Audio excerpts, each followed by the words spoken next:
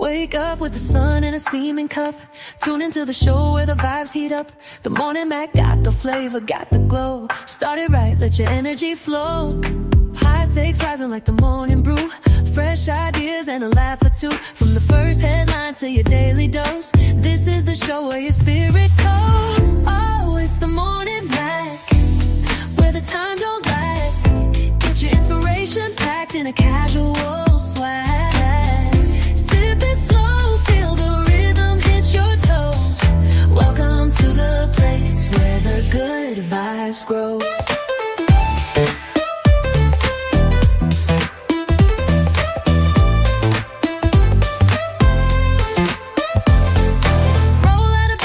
Dreams alive. The Mac got the groove, keeping you in stride. No snooze, just choose to wake up bold. This is your hour, let your story unfold. New ideas with the sunrise spark. Fuel for your fire when the world feels dark. Spinning the tracks of your mental glow. Every listen's a hit on the Morning Mac Show. Oh, it's the Morning Mac, where the time don't lag. Get your inspiration packed in a casual swag.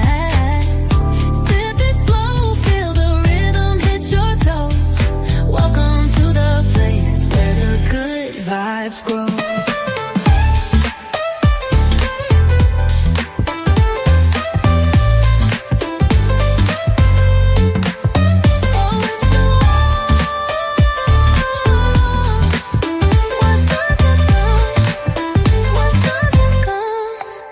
New ideas with a sunrise spark. Fuel for your fire when the world feels dark. We're spinning the tracks of your mental glow. Every listen's a hit on the Morning Mac Show. Oh, it's the Morning Mac, where the time don't lag. Get your inspiration packed in a casual swag.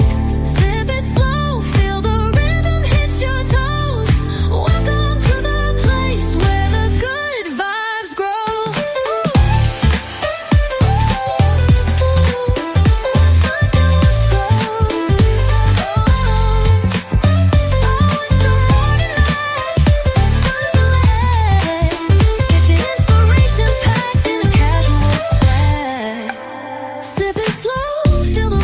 Your toes. Welcome to the place where the good vibes grow.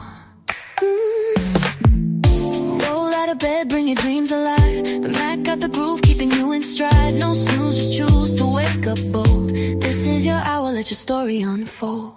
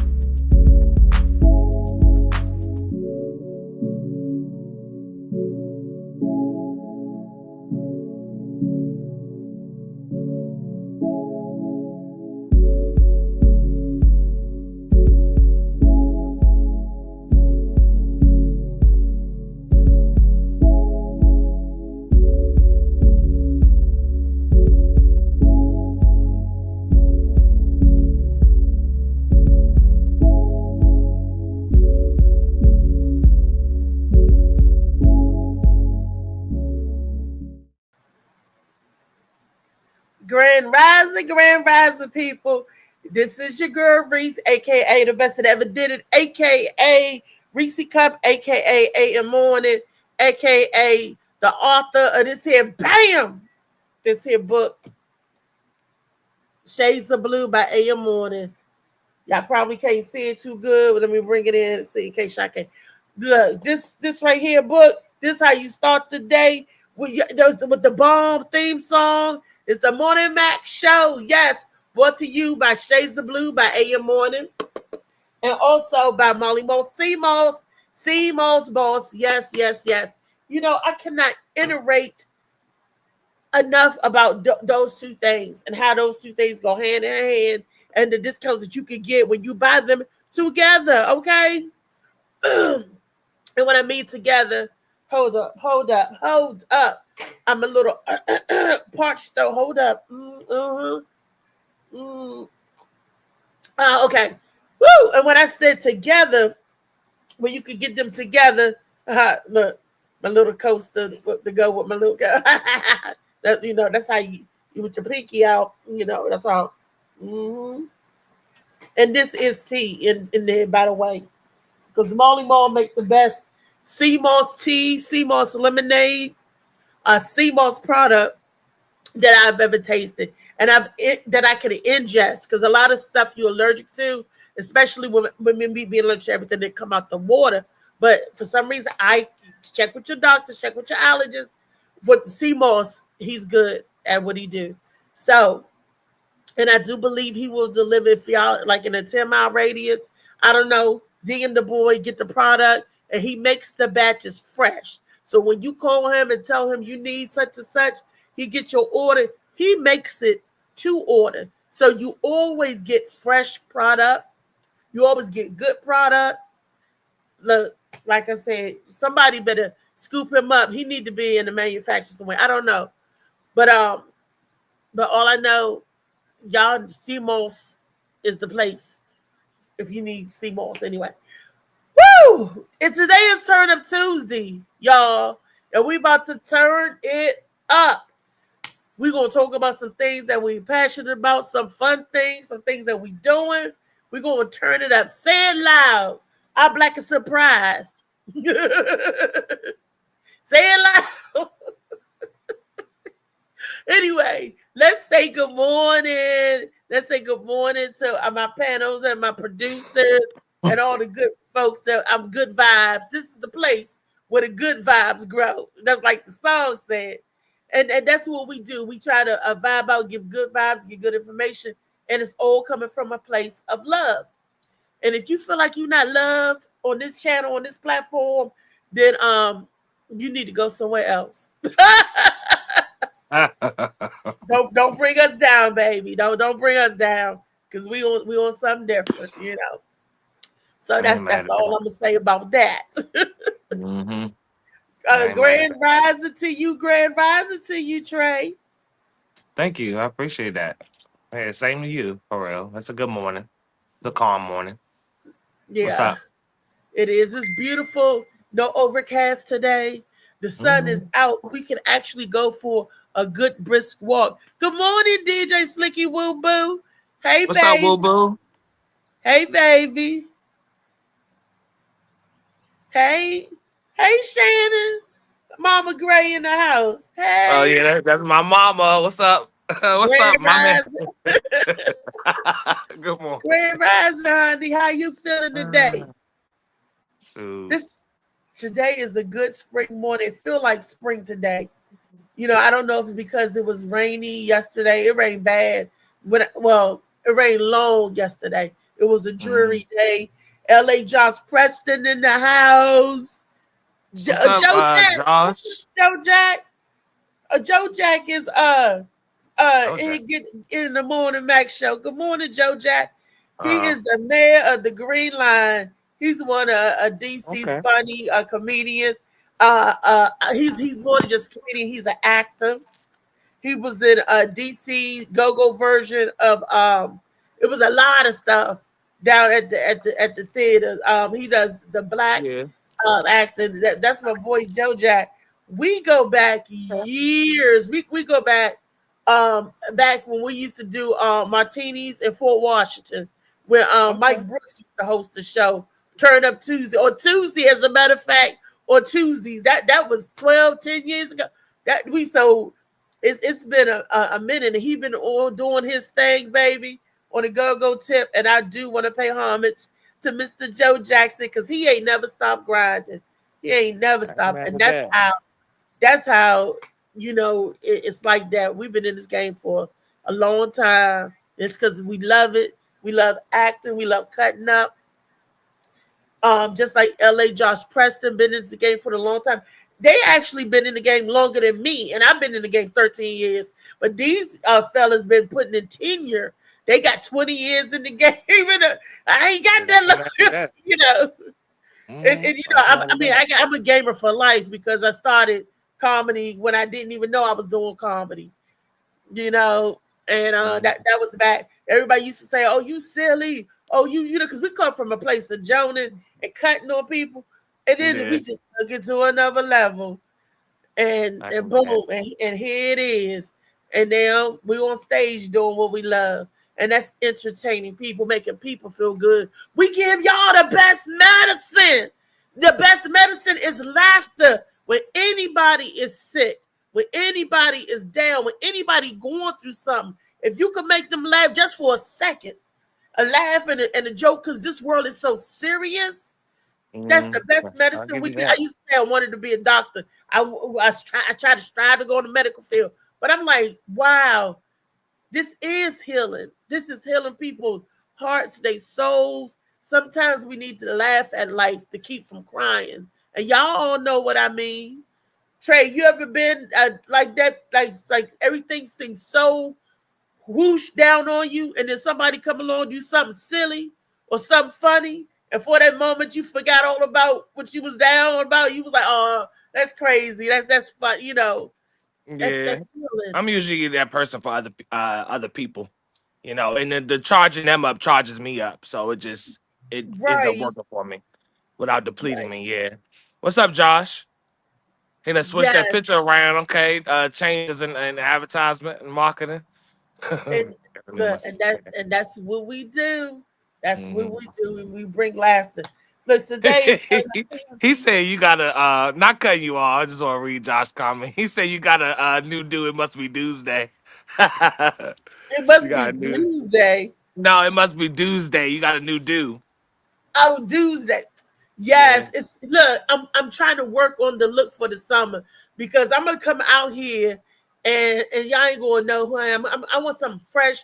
I want something new. I just want to rip me out the plastic because I'm feeling brand new like that. That's what I want to, Oh my God. be like, Oh yeah. my God. So that's what I'm Uh-huh. trying to, So I'm trying to find my niche, what works for me, and everything. What y'all Nothing wrong think with that. about the different looks? I'm trying little different clothes Yeah, and she trying said she to. loving that hair too. She getting a lot of compliments. She trying new things, new colors, and all that. She getting little compliments and everything rolling in. Shit, what y'all Yeah, think about my hair? It's like, no, I'm playing. I'm joking. they just fabulous. I No, look. no, I'm joking. But no, I do love that you're trying new things. You can see it like exude off of you. The It's natural laughter and everything. You know, you feel up. You feel energetic in the morning. I love that shit. What you need to start doing is getting outside and get some of this sunlight right here. That's what you need to start eventually doing. you right. I need to. Look. I got a selfie stick. Don't know how it work yet, but I'm gonna set it on the end of my walker, and we gonna stroll in the morning. And I'm Yeah. energetic because I'm drinking tea, Molly Moore Seymour's. Wait till I Should I? start driving. We can start doing that for real. I love walks in the morning. If I was mobile, I would start a walking group, like where we can all go out on days like that. I love this shit. I'm outside 90% of the time. I I make used to each have other a laugh inside that when too. I had the My mama studio, funny when as I was shit. going to the studio, I was part of the Iris and Mall Walkers. And at Mhm. certain days, at certain time, we will walk, and I will walk before I have to go into the studio. It helps keep you mobile. It helped keep me agile and some of the weight off of me. To my Yeah. sciatic nerve say sit down, you doing too much. Sometimes you gotta pop out and show niggas. Yeah. I'ma say Look, it for you. Uh-huh. that's what you gotta do. You gotta rip me up the plastic because I'm feeling brand new. That's what you gotta do. You gotta do. Sometimes Yeah. you gotta do that. And I used to do that. So I just want to get back to feeling a little bit like myself. And like when the Everybody holidays come, I deserves don't that. know if I ever told y'all, but I go through a depression season. And this is the season, the new year is now. This is when I grow, when I can come out of the darkness. I don't know if because it's the daylight saving times or whatever, but I feel like I'm taking a breath That's what it Yeah, feels like that I'm, inhaling, and that's what I'm that's a doing nice right way now. to say it. Shit, that's a nice way to That's say it. that's what I'm doing. What's going on, baby? Uh, we was I forgot the subject topic. I just had it right on the top of my head, but it's okay because I sent the video. This is what I wanted to talk about. I seen how the people now, some of the people that the bush people, whatever, how they live now and how they do stuff. Yeah. When I saw this video, I was thinking, could I ever live like that, or could I ever do something of that nature? Could I ever do something like that? And I'm still look. The verdict is still out because I'm still like, can I do? Can I live and do how they live? Baby, I don't know. But do you think you could? Like, what? This is before fire, before electricity, before If I can live like what though, specifically? like like our ancestors. I guess if that's the era you in, In what that's the way? era you in. In what Without way? Not the slave way. What way? Cause I ain't really thinking too much of that wanted from that time. I mean, can you give me examples so I understand? Shit. like what all we got now. We are so blessed to have clothing. Because they wasn't making clothes back then. They was just wearing long cloths and stuff. We are blessed to have shoes to protect our feet from the element. Well, We that was like, well, I know what you're trying to say though, because that was more so what was allotted to you or what you can afford to make up enough money to buy. Like when it came to stuff like shoes, I would love to take their era for the natural side of everything. Everything being straight from the ground, everything being straight from source. You know, we wasn't all the stuff we doing now for the looks of perfection and blah blah blah. Like when you trying to pick out a steak from the or something from the grocery store and you trying to pick the prettiest one and all that shit be fake. You know, so I would love to be able to dial it back to not I that mean, you era, said it's but fake. What you mean? It's fake. well, our strive for perfection. So meaning, instead of you know, knowing that the person up the street is a butcher and they cutting up this, we want to make sure it looks all pretty and red and vegetables don't, they got that like what's the name be saying all the When time, we got think that of wax and luxury shit on it to hotels, make it look we often away, imagine more than just you know. Yeah, yeah. And But why anyway, don't we go to butchers more? Why don't we? It seemed like it would be like the most feasible thing that we should versus the grocery store. Why did we move away from getting the butcher and all that stuff? Because we used to go to the butchers. We used to I go and I mean and, I and still do. I But mean our parents and that's stuff. only because I have one around me. If you don't have a butcher shop nowhere around you, uh, or willing to travel to one, then that's a little different. I happen to have one up the street. My situation a little different. If you live somewhere in the city, you might not be nowhere near one. But I recommend it over buying this shit out the grocery store. Cause half that shit that we eating is pumped up with or sprayed with this and that to make it look nice, so you want to pick it up. But Right, I just look at how everything was so vibrant and I don't know, getting into gardening and everything, how much natural everything was in the soil and stuff. right. That's up for everybody, right? That stuff. The video is up for Yeah, that's everybody. the video I want to share. Yeah. Oh, I didn't know you should have told me to shut up so you can go ahead and play it. No, I want you because it's about this. It's about what we're talking about. That's Oh, why okay. Well, go ahead. You can go ahead and and I play want it. to make sure that everybody could see it. Oh, okay. Yeah, it's up. You can play it then. Okay, this is what I'm talking about. When I look at people living and doing this, nowadays because it's a different time, it's a different era. My hat goes off to them because I'm not sure how I would survive or if I would adapt. It's a different kind of person to that can withstand living and doing this. Y'all see that? They call he a bushman. Bushman. I'm sorry. upea tenia. Upea. Dami. Ko ku fan to le o.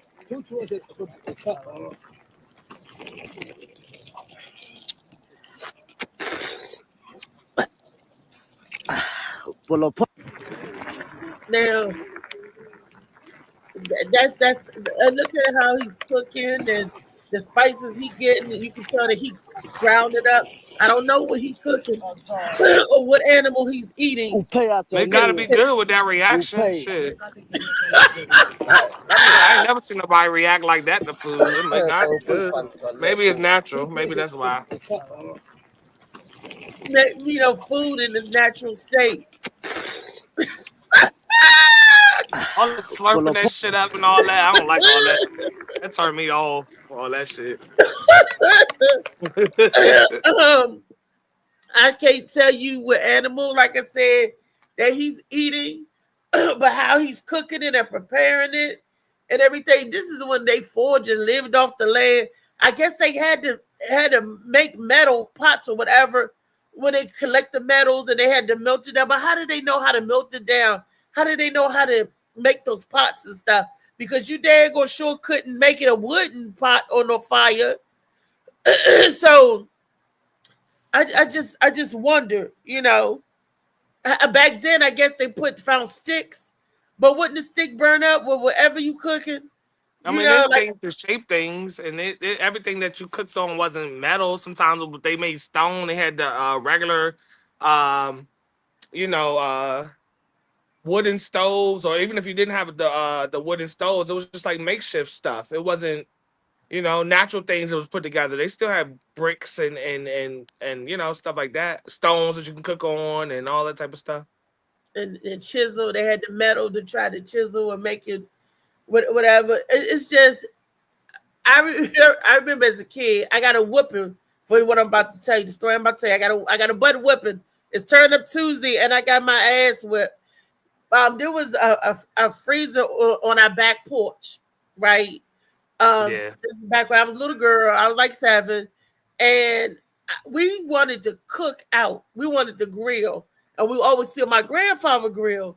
So what me and my cousin Deidre did, we took a rack out of the refrigerator, out of the freezer, rack, and set it up on 2 cement bricks or cement blocks. And we put paper and everything under there.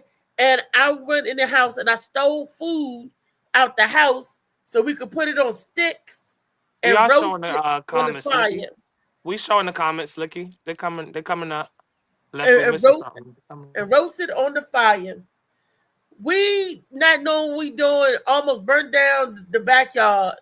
Got a butt whooping for it, and all we could say was we was trying to grill. We was trying to do like we see them do. Oh, we grilling and like the hobo way. In the cartoons you see them on the stick, and they grilling so.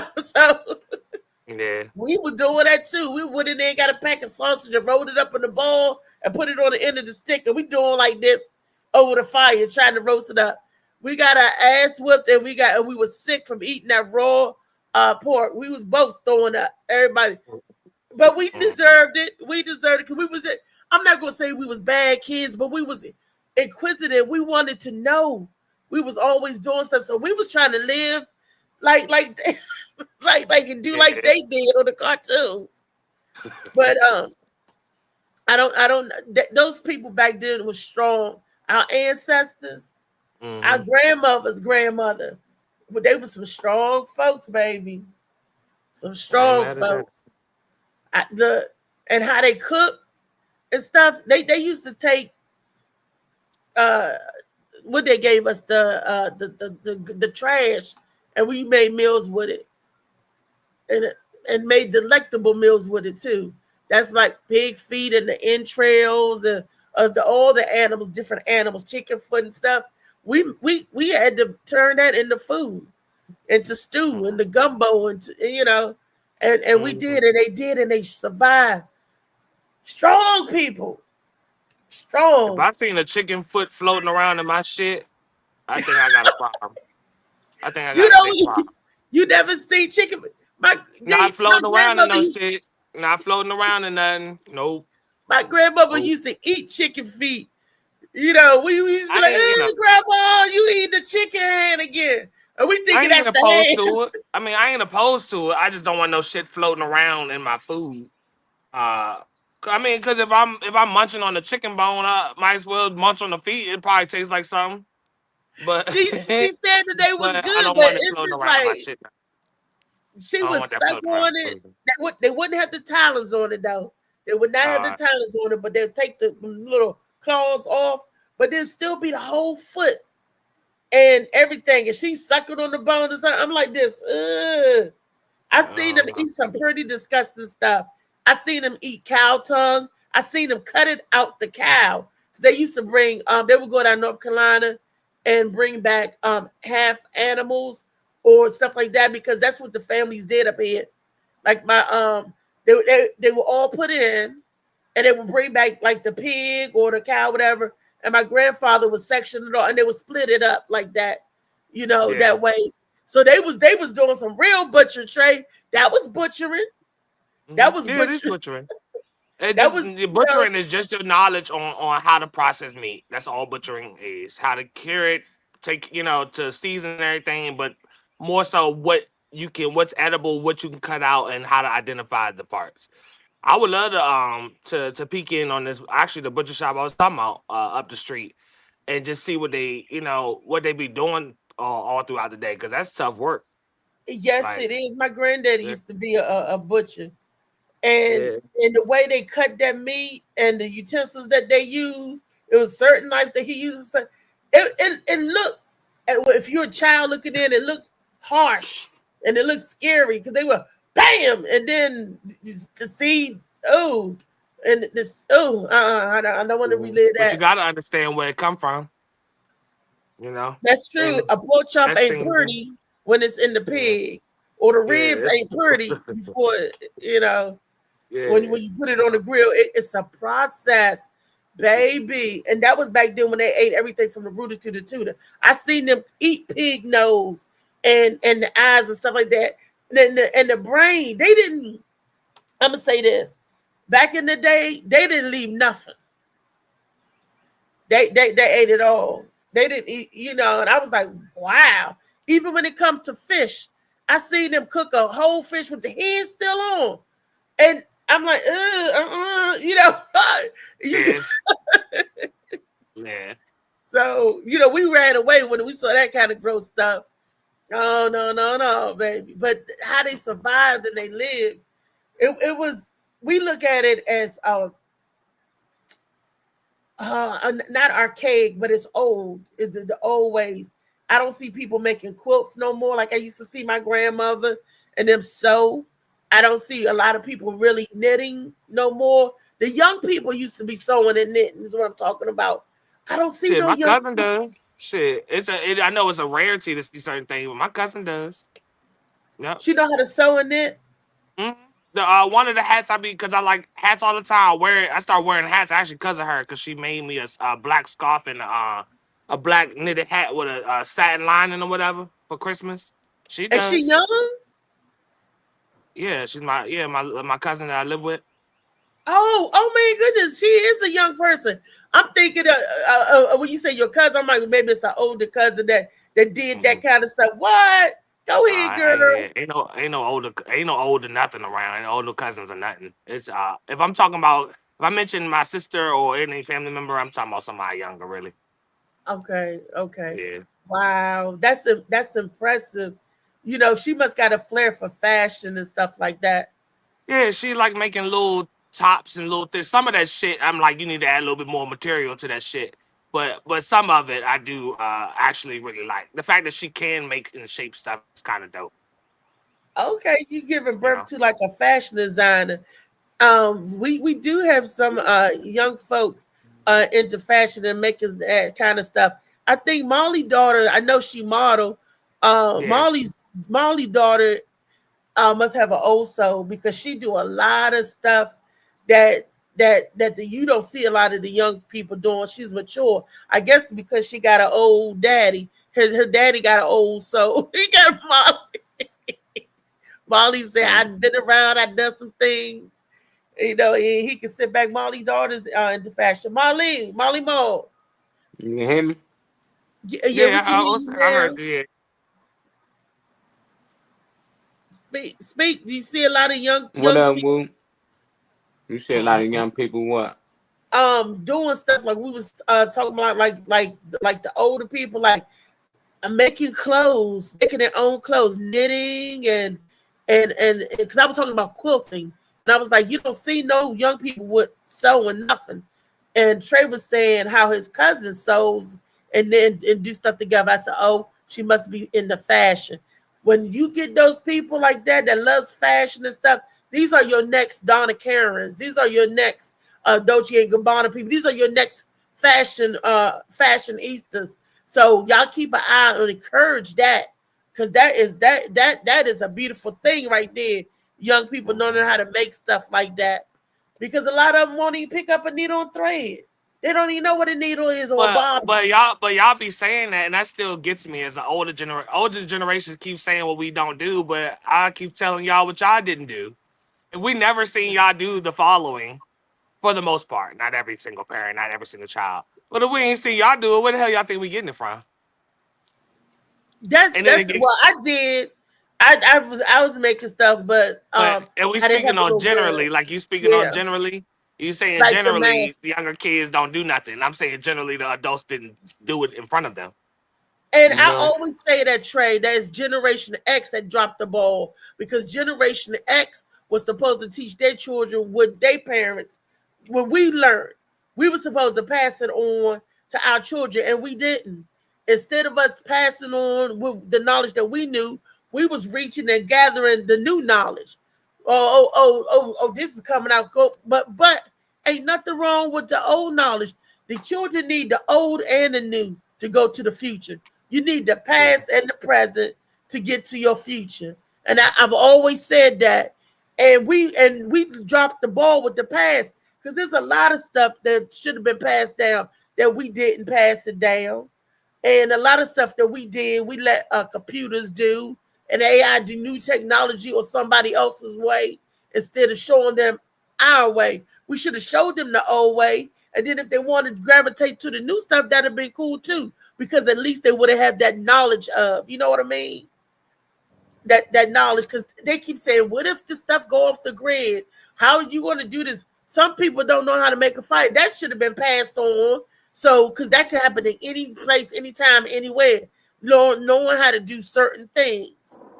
That should, but we, Generation X, did not pass it on to the next to the millennials, because after Generation X is the millennials. It stopped.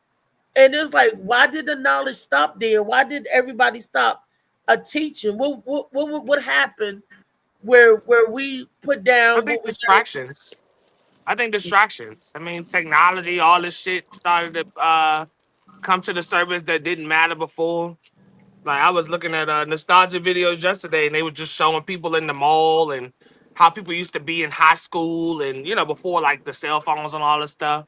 Mm, Um, so once people started to have a space to be other someone else, like hence social media and all that type of stuff. Once some of those things started coming to play, I think I don't know. People start getting pulled away from like their morals, their values, and their overall like foundation of their life. I think they and changed. then you can have somebody else. You ain't got to take pride in no backyard when somebody can cut that shit for you. Nowadays, like everything is very get on your phone and order it or get it done. Like So I don't know. It's not personal anymore. Mm, And I'll relate that to the job hunting of this era. It's not personal. Like you're not talking to people firsthand. You barely see eyes before an interview. You barely like actually see anyone's face before an interview. If you get one, type of deal. So nothing is personal anymore. wow, that much is true. We lost the humanity, Molly. But I was bringing up the fact that your daughter, she sews and make clothes and stuff too, right? Yeah. And she another young one. You got to keep your eye Yeah. on her, because that's I another. ain't teaching. I ain't teach her that. No, I ain't passed it down, but she got it naturally. She caught on. My mother and them did. I see them do all types of stuff and make all type of quilts and stuff. But that was something they always taught the girls in the family. Mm-hmm. I wish I would have asked for it, but I still don't really care for it. I'm not interested in learning how to sew. But she picked up fast, and they got them sewing machines that's a lot quicker and faster now. I say my mother always had to do things with her hands, so anytime jeans was passed down, my mother can cut them and hem them up. You won't even know. They look brand new. We Yeah. never had to go. So when I first got fitted for a suit, when I had to pay somebody to do the stuff, I was like, how much this cost? I like, nah. I just take the shirt to my mother. That was just crazy. I didn't know how much money people were saving when they came to her. They were like, she like, give me $5. I do the pants, I do the shirt. And now I'm like, damn, she was saving people a lot of money. She was good at what she did. I wish I knew what I knew now. I would have started a business. Her and my aunt, all of them can do it. But we take that kind of stuff for granted. That simple living, Uh-huh. learning how to do that, the hem pants and stuff. You right. Now, I thought uh, everybody knew how to do it. I you thought all them I, you knew I I how to know, thought do it was common. Yeah, I thought it was common knowledge until I realized it wasn't. I thought I was it. like the only one walking around didn't know how to sew shit. Honestly. no, So they got away from it.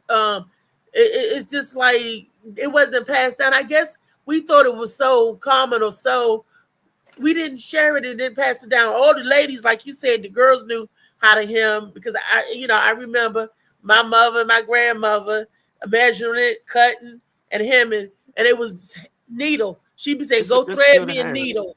What color? Do you think I could thread a needle now?" Or no, the young people now would stab themselves with a needle. We didn't know how to make the stitch and stuff, and then you go back and double stitch it. We threw that away. That was very useful knowledge. And the Generation X, when I say we, talk about as a whole, it should have been passed down to the daughters. The daughters should have learned everything that the mamas learned, but instead the daughters learned about uh, the new stuff. They learned about the cell phones, the beeper, the pager, computer.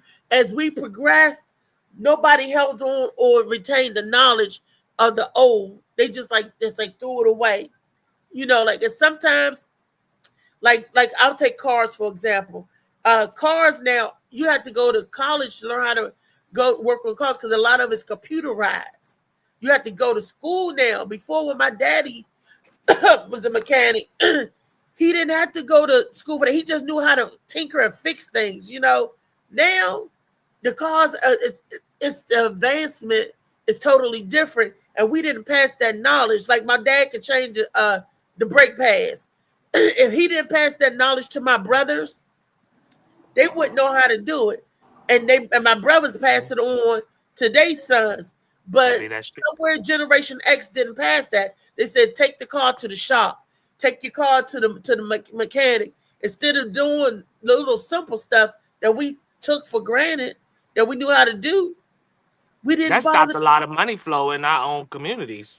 It did. Because Yes, you was it able to did. holler at such and such and whatever and get your shit I mean your stuff fixed the same day or you knew Miss Johnson's son was a plumber or can fix something for the church or Yeah, it was just always but yeah.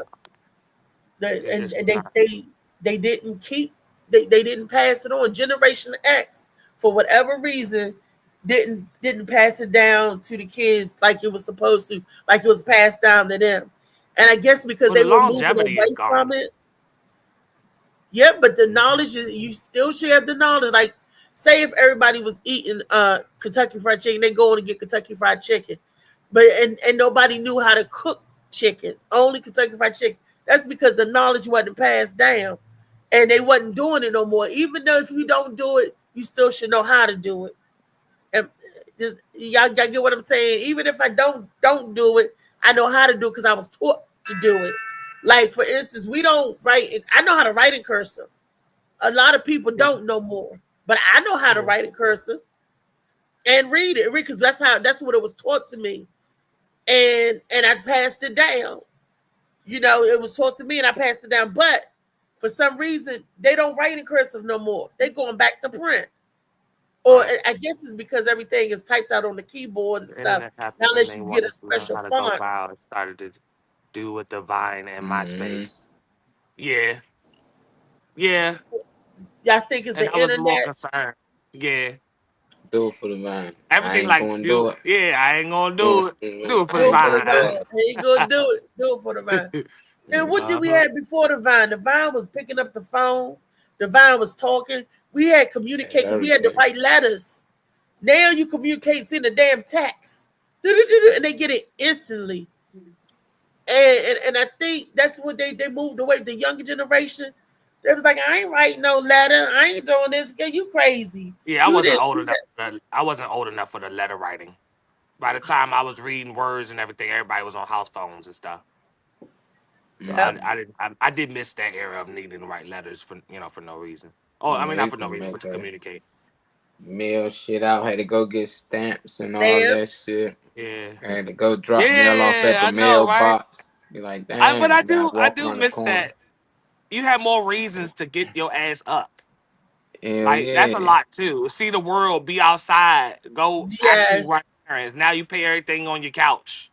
You pay your Yeah, light bill and your everything is rent and everything sitting on instantly. the couch. It's not. No human touch. Do y'all Yeah, remember going to the doctor or to the bank and the bank teller give you a lollipop? You was the bank yeah. teller. Have You a said little bowl of candy or something for you. they Just give I you a don't know. lollipop. They ask you what, even if you went through the drive-through, I But be able to a wave lot has changed. hi to the lady, and the lady was like, Yeah, "Oh, give her this lollipop." You know, yeah, now it's everything is automated. You don't even see a teller no more. You don't even.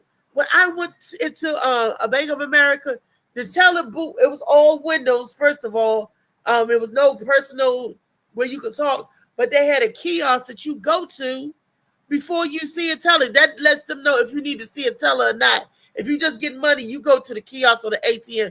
It depends on what issues.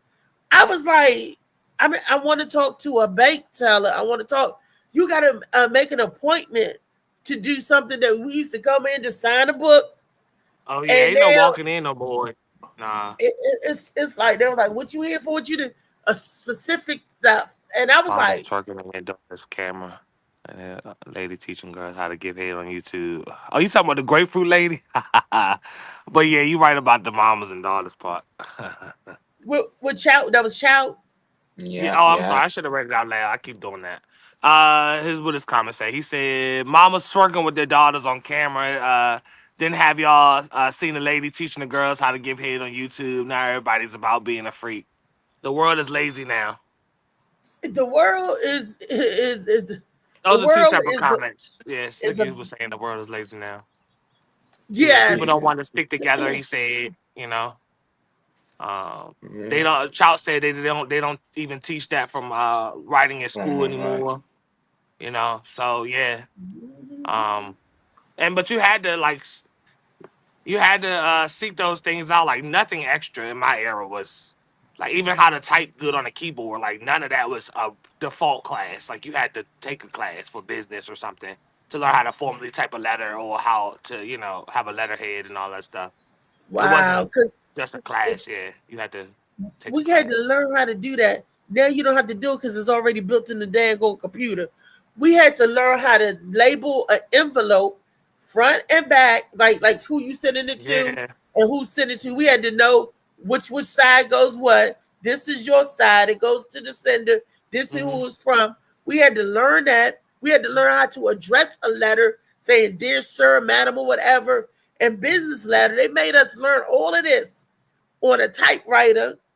And if you made a mistake, you had this stuff called correction tape that you had to put in the typewriter and press the Hmm. key and it go tap tap tap back Hmm. to erase the Oh, I hated whiteout and all of that shit. whiteout. That era, yeah, I hated that era.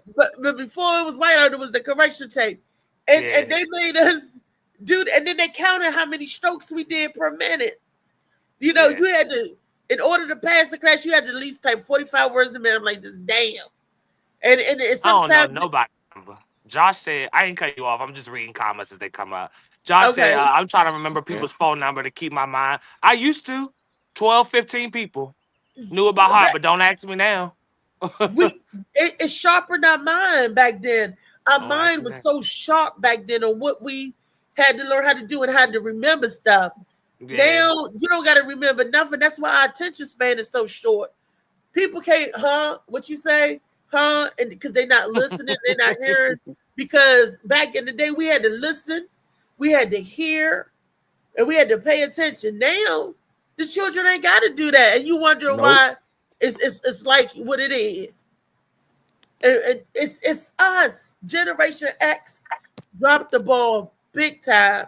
I mean, if you go looking for like what was passed down and when it stopped, and when I look at the millennials, I said my uncle used to say that they used to cook, they used to do this at that certain age. You can't do that now. Ain't no 10-year-old gonna be cooking no meal for a family once because we were taught certain things. We were taught stuff, but we dropped the ball. Before there was a vacuum cleaner, I remember sweeping. I remember my grandma had this big old broom with straws in it. Her broom, it was like a witch broom. That's the best one.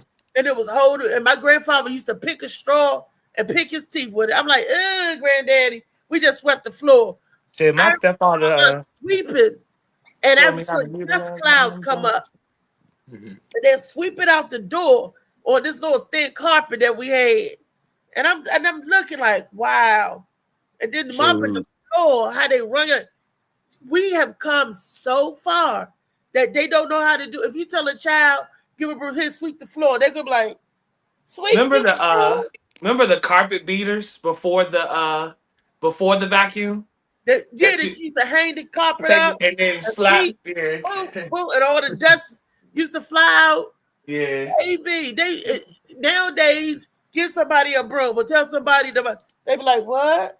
What we need, even if they don't do it, we still need to have that knowledge. Yeah. Like I said, we don't write in cursive, but we still need to know how. We still need to know, and that's that we didn't pass on to our children.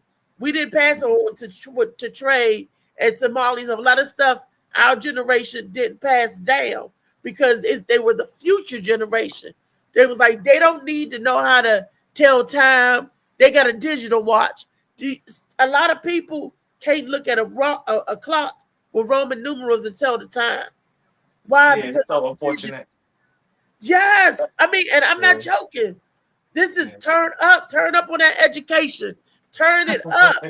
That's why we used to say education was so important. Back in our day, it was, but now my son said that it's a sham because now it's some money grab. They done messed up the damn education. They don't they pay you for not teaching you the proper shit that you need to know. That's what it is. That's true. Yeah, they smart. They keep us dumb, but they got us thinking they making us smart. But whenever you allow somebody to teach you, they know your limit. They know at 18, this is as smart as you'll be because this all we will teach you. And you might not learn that. Depends on how much you catch on. So it's weird. So I think there's a lot of things we let go. Even when it comes to what Trey doing, he over there planting food and stuff. I'm pretty sure our ancestors used to plant food. I'm pretty sure we ain't had to go to the grocery stores all the time. So what happened to that knowledge? We allow somebody to say, oh, this is the proper way to eat. You should do this and you should do that. And people believe it. They follow white society. And now they go in the grocery stores and they don't know where this food came from. It got drugs in it and everything. But at one point, we got our own food. We knew the food was coming from, but we allow other people to feed us. We allow other people to teach us. And then we go back and forth about how they write about everything. Yeah. And when people talk against it, them the people who are conspiracy theories. Them the people who are, oh, you just ain't go to school. Motherfucker, I might not want to go to school. Because that just means I'm programmed. But I did go to college. And at the end of the day, most people that finish college, we know most of that shit is for nothing. Most of the shit is just a scam. Why is I'm paying to go to school? I ain't had to pay when I was in high school, but now I want to actually go farther with my education. Y'all want to charge me when this other kids just want to drop out. If that's the case, let me start a business. If y'all gonna give me $30,000 in debt, $60,000 in debt, just give me that as a 19-year-old, 18-year-old, and I can start my business in 4 years. I'd rather be in debt with business than with school. For real. So it's I know I'm at least trying to pay it off. Like Yeah, it'd be weird, Some man. some people go to school. It depends on the person because college ain't for everybody. You hear that? College is not for everybody. So don't waste your money if you passionate about something else. Learn a trade. You know, We kind of and, already and for doing those that, that want to be Josh. doctors, it's like we got people that want to be doctors. Go and become a doctor and help heal, help get knowledge of the medicine or whatever. It's like us as a people. I always said this when we was together before segregation, before they segregated us, we knew more. We knew more because we had to teach each other. The knowledge from the old was given to us then. We knew more. We knew how to do this, how to do that. Like Molly said, we knew how to take meat and process it and grow it. We knew how to grow the food and process the meat and everything that we learned how to do.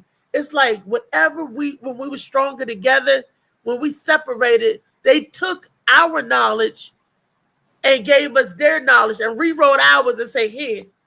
It's like I do the work. I fall asleep in class. Somebody take my paper, copy my paper, and hand me back my paper, but change some of the answers. You know, Chocolate like ice cream. yeah, exactly. They're gonna take my shiznit and then feed me some bull. I'm like, baby. And then they tell you lies and truth, then that's when they can mix. And they're like, hi, I got you because I got in here. I got in your mental. I done taught you, I done programmed you. Now follow me. I'm programming you to follow me, to do this, to do that. And that's what they did. A lot of the knowledge, we did not pass it on. We did not. Baby, if we passed on the sewing and all those other skills, we would be the owner of a food franchise because they got the recipe from us. We would be the fashionista because they got the styles from us. We would be the farmers in the store. We would be owning the grocery store. We used to because we used to grow our stuff and put it in the stores. Before then, we would be the leader of our own destiny. But Newports. Me but too. and they used to roll cigarettes. My grandparents them knew how to cure tobacco, how to grow it and process tobacco, and what to do and everything, and roll it in the paper and everything. They didn't buy cigarettes from the store. They rolled their own. I mean, they now we don't know how to do nothing, and we're making somebody else rich with the knowledge we should know. Yeah, very true. And, woo! Turn up Tuesday. What? Turning it up. Turning up that knowledge, baby. Turning up the realization of stuff. You said I need Newports. Okay, Sliggy. Sliggy said he needs some Newports. Josh said emojis they're gonna be writing emojis like hieroglyphics. Yes, I They believe already so. doing that shit for real. They doing it now. I didn't know what the damn doo-doo sound was. I thought it was chocolate ice cream. And could you imagine somebody coming like, oh, they had a lot of ice cream here. A shitty situation. What? No, they eat a lot of ice cream. No wonder they perish. Too much dairy in the diet. It was it's crazy. It's like, and if you woke, you feel crazy. You feel like I don't mean woke in when you start to understand and start to realize stuff and start to see and view things differently. That's what I'm talking about because I don't know what the other woke they talking about. I'm talking about knowing stuff. It's differently. And I used to be one of them kids that would sit on my grandfather's lap and ask him questions, 50 million questions. But he used to say, Reese, shut up, Reese, go sit down. Go sit down. I'm like, Granddad, why they do this? How they do that? How they do that? But if you don't ask, you won't know. You won't know who made the needle. You don't know who made the cigarettes and why they smoke cigarettes and how they do this and why they do this and why we eat this. You heard what she said, Josh. She said tobacco. Tobacco. Yeah. He said they cured and rolled up what? You heard her clearly. She said tobacco. They, you know, and they That's used to tobacco. chew it and spit Yeah, it out. They made snuff. They put in their jaw or their lip, and it was in that cup. And you know, they would spit that out right along with chewing tobacco. The women dipped a lot of snuff, and the men chewed the damn chewing tobacco. That now you ooh, really try to say it like that. You weren't even tobacco. saying it. That's how my grandfather you said tobacco. Yeah. You know, and that's how they talk. And Mhm. I asked 50 million questions. I didn't know that they didn't get nothing from the grocery store, my grandfather said, but a flour. Everything else they were making because the oil came from the pig. The oil was lard, or they Yeah. did vegetable some kind of way. Tobacco. You know, when he was telling me this, it was like a Yeah. science fiction. I was like, what? I was like, y'all did what? He said they had their own eggs and their own vegetables, their own everything. Can't wait to get to that. And I said, Granddaddy, you could go outside and get an apple and eat it just like that. He was like, pick it off the tree. And watermelons, he told me how everybody was farming watermelons. I was like, what? They had a watermelon patch and then the animals, I was like, what? How they shaved it. I was like, y'all did that. I was like, that's what I mean, Chow. That's what I be talking about that I want. Go to his other comment real quick, if you don't mind. He said, my grandfather and his friends used to park on each other's land on Saturdays and sell their vegetables and meats from hogs and cows. yes. That's what I mean by natural, everyday business, things you can do with your hands. Like, you can learn anything you want to learn, like Slicky was saying in the comment. Anything you want, you're going to go for. They But stopped us from selling that's stuff. a lot of natural, business and interaction and shit that's gone. And don't forget the fishing and the crabbing. Because my aunt Annie Lou, they lived down in St. Mary's. They lived in like Maryland Eastern Shore down in that end. And they did a lot of crabbing. She would say they would take chicken and put it on this net. They would cast it and pull it out and all these crabs. I was like, what? It sounded like something I ain't never seen it done. I still haven't seen it done crabbing. But it was like, and I said, what y'all do with the crabs? She said they fed it and then they ate it. They caught them and put them in the thing, I guess to feed them to get whatever out of it. Like in Florida, I saw all these crabs crossing the road. They're called land crabs. And I was like, do people eat them? She said, yeah, they catch them. And for like a week or so, they feed them like pineapple or whatever because it eat dead things. I was like, what? Yeah. So they like kind of clean it out before they cook them and clean them and eat it. And I was like, wow. Yeah. I wouldn't believe it if somebody said, look, that's what I'm saying. A lot of these people. Aquarius says she coming in here. Not cutting you off. She's in my inbox. She said she about to slide in. A lot of stuff we didn't teach our kids. Do you know how to crab? If they knew how to crab, we should know how to crab, right? Do you know how to fish? If they knew how to fish, we should know how to fish. Do you know how to hunt? If they knew how to hunt, child, we should know how to hunt. That's what I'm saying. Generation X had dropped it because their baby boomers was before Generation X, I think, or whatever it was. We was taught. My grandfather had rifle. That's how I got shot in the arm. My grandfather had. What? Dang, you ain't never said that. Oh Lord. Yeah, I was. You gotta send that song now, Josh. Send it over. Put it in the song. I need to borrow that one. She's been shot now, y'all. My girl. I was 5 years old. Yep. And I fell out on the floor and said, "Oh, Granddaddy shot me. Oh, send me to the hospital. He don't love me no more." What it was, my grandparents went down North Carolina, and my baby sister was just born, and they left my mother home. It was my mom and one of my other uncles, but he wasn't home. And they showed my mama how to use the rifle, in case somebody, an intruder or whatever. Hold your blow. So somebody was on the back porch trying to steal our bottles. That's when we collected bottles, and you turned them in and get a nickel for the bottle or whatever. It was money. Collecting bottles was revenue. You drink out the bottle and you take it back to the store, and they fill it up or pay you for the bottle, But anyway, Terrific Tuesday. We in den, and she heard something on the back porch. We all heard the ching-a-ling-ling on the back porch, and we said, "Oh, an intruder." So my mother ran and got the rifle, and she went out the back door with it. And when she pulled the trigger to shoot, it she didn't do something, it jammed or whatever. And my grandparents at that time was just pulling up, right on the scene, right on time. Granddaddy was always right on time. Aquarius said, "Hey, doll face." You got to pay attention to your comments a little bit. She said, "Hey, doll face." Hey, baby. And jammed. So my grandfather was saying this rifle shouldn't have jammed, yada yada yada. We all in the kitchen. My uncle Junior, me, my mother, we all around my grandfather, and he's trying to fix the rifle. He held it down to the floor and shot the floor. The bullet ricocheted.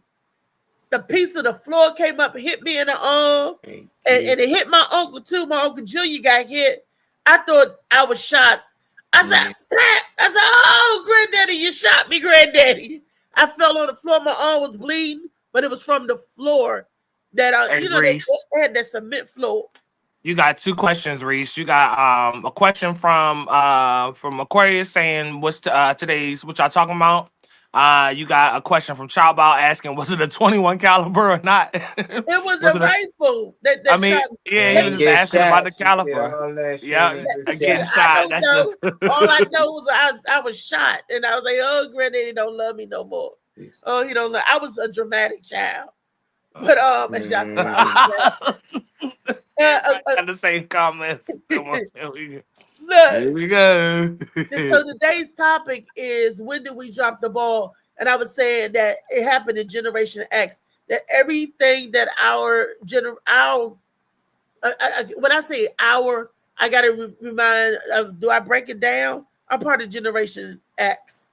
So Generation X, people in my age, we didn't teach our children like our parents taught us. And I'm saying that stuff should be passed on. Like I was saying, if you knew how to hunt, if your father knew how to hunt, you should have known how to hunt. But we didn't pass it on to our children because we wasn't doing that no more.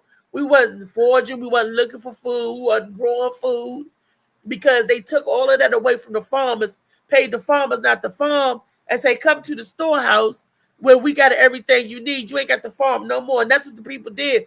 But in doing so, they forgot their knowledge or the know-how to farm. They forgot the knowledge or know how to process this food. That's how we was duped. They was like, "No, you ain't got to do none of that. I got it for you." Pretty pork chops that's filled with hormones and bacteria and antibiotics, and the chickens and all of that. Yeah, they right there. We didn't have to do none of that no more. But we still should have had maintained that knowledge. But we didn't. And then we didn't pass nothing on to our children. We didn't pass the knowledge of knowing how to farm to our children, how to grow nothing, how to make nothing. The only thing I see that rolled down was doing hair. I remember my Aunt Dolly had Dolly's House of Beauty right there on 3rd and 8th Street. It's at Northeast, right down the street from Union Station. I remember as a little girl, they was always doing hair. And that seemed to be the thing that they passed on to the little girls. Certain cosmetology things passed on, but other things fell by the wayside. Other knowledge of things fell by the wayside. They used to teach the boys mechanic, and they took shop, and still everybody worked on people cars. But now everything is all computerized. You got to go to college. You got to learn that. That fell by the wayside. There was always a neighborhood mechanic that your stuff broke down, like you said, Trey, would save you some money. Your neighborhood butcher, you go to the butcher, or you go to the green grocer, Brown's Market. They had all your herbal needs and stuff. It would save us some money when we had our own. We had our own, Bob. Anything you need, we had somebody that knew how to do it. Mm-hmm. We knew how to do stuff. But the generation don't. And like you said, entrepreneurship, they had paper routes. My uncle said that they had paper routes when they was little boys. Early in the morning, really delivering papers. They had different stuff to hustle to make money, carrying your groceries, cutting grass, raking your lawn and leaves, making sure, the kids had little different hustles. And the little ones selling lemonade, that wasn't selling cookies and stuff. We called it a bake sale. They don't do that no more. Because they too Mhm. busy on their phone. We lost our children. We lost them. How we get them back? I don't know. Yeah. I, Not I, facts. I don't know how Like we get them back. Mm-hmm. Shit, I didn't even know that I can be instead of wasting my time all through the wintertime, I could have been growing shit through the wintertime. I didn't realize I can do none of that type of shit. And I already had some of this shit going. I could have been eating some of this stuff now. Cash Now, my in the 18. then let me Aquarius, ask you this question, Trey. Aquarius. Who taught you how to garden? I mean, I just started reading about it or whatever, and just tried it really. See, Um, yeah, just tried it. see, there was supposed to be somebody that Well, it's that not gonna be somebody for everything. So if I'm looking at or asking or wishing or whatever that certain knowledge was passed down, I mean that's a great thing to be able to do, but there's a lot of bigger fish that I would fry with the knowledge that was passed down versus right. this in particular. I mean I think it's Well, a I great mean, thing to I'm do. just saying, I'm just using it as an Oh example yeah, I mean yeah, that same. and whatever we did, it was somebody that knew how to do it that could show you. Yeah, Now, we don't even think about learning how to do it. We just go to the store and pick it up, yeah, I would not have to learn. knowing what was the process. What did they do to that food before they gave it to us? Yeah, And how they muddied up the water. How that's where the sickness, that's where the disease and the yeah, bacterias and all that other stuff comes from. What they treat and processing. yeah, We can eat your cucumbers without any side effects. yeah, See, yeah. when you go Very to the true. store, you got to peel the wax off, the pesticide and all. You can't even eat the skin. Hmm. So that's what I'm saying. Well, all we can do, like I was saying Teach. about situation, yeah, and like I was saying, I think it was yesterday.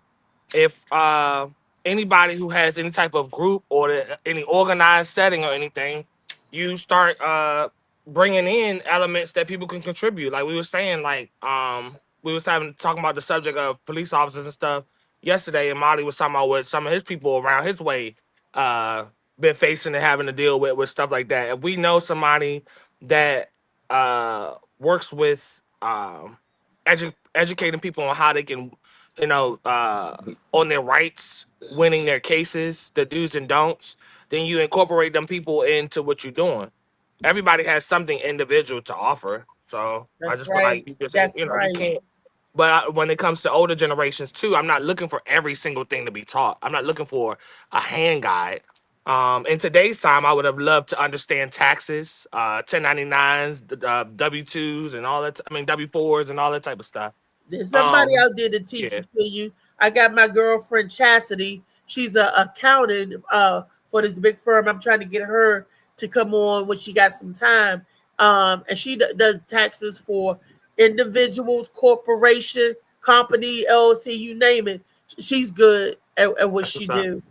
And it's always the learning. It's one of those continuing learning because the laws is always changing on you. So Yeah, she always have to go back to school to learn what the new laws is, what the new changes, what they made, what you can do and can't do. yeah. So her name is Chastity, and I'm trying to get her on the show. So and she's good to have for tax time, but they real busy right now. This is their busy season. Um, so But you everybody's trying but to you get their keep but taxes you and keep stuff. searching for other resources because um we as black people got a whole list of other things that we can be working on. So we ain't just gonna stick on taxes or growing some Oh no shit, no no you no! know. But I'm I'm giving saying them as that you just example. keep the ball rolling and you make note of those that being one of the things that you want to attack. I'm talking about any organized group, any group of people that's trying to, do anything. You just make note of it and then you attack it as soon as you can. But you just, you know, add it to the list because there's Like this somebody for lady, everything. Street Line. That's a great Streamland. organization. Our boy Ricky is doing that. He's helping Mhm. people that come out of prison, trying to get acclimated back into the system. And Yeah, he's only one call away. That's why it's called Street Line. There's a number that you could call and talk to someone on the end of that phone, whatever your need is. they will make sure you get to the person that can help you with that. Because the world looks a lot different when you coming home and it's stressful and everything. And sometimes people make a bad decision and it's only one call away to talk to somebody to say how I go about doing this or Yeah. how should I handle this and that. So that's a good positive organization for men and women coming back home, getting, and when I say home, I mean like the institutionalized in the system, how to help them get back on their feet. And they got a reference or referral group where they refer people to get clothing and where you go get food, and they have a network like that. So it's a good network, and it's a positive thing. And they're going to be at the barbershop, them and some other people. Philip Page will be on the show tomorrow to tell you more about the other people that he got partnering with. That's going to be at the show this Saturday at Tumac Barbershop, and that's 6307 Georgia Avenue, Northwest Washington, D.C. this Saturday from 1 to 4. You can come out and meet the people and everything. So, and that's another group that's into helping and trying to get back to the community. Like the community in Baltimore, Matthew Henson, that community in Baltimore where a lot of the residents had to clean up their street. They haven't had any murder cases for 400 and something days now, and it keeps rolling. That's good. But what they didn't say, I want to bring this out, that the people who helped clean up the streets was the people that was locked up for being on the streets. A lot of the convicted dealers and whoever came back to help clean up their neighborhood. And I think that's awesome. Yeah. That's awesome. I got a video I wanted to talk on women. I'm about to play it for y'all. Can y'all see it? No, it's not up yet. As soon as you pull it up, yeah, there it is. Okay. I really want to talk to women this morning. Me and May can deal with this too, but let me tell you something. I have never been, well, first of all, I didn't have any sisters, so I've been a tomboy all my life. So I ain't never really clicked with females, period. But let me tell you something. Even going through high school, even going through all the things that I done went through in life, I come to find out that it's better to not run with a whole bunch of females. And let me tell you why.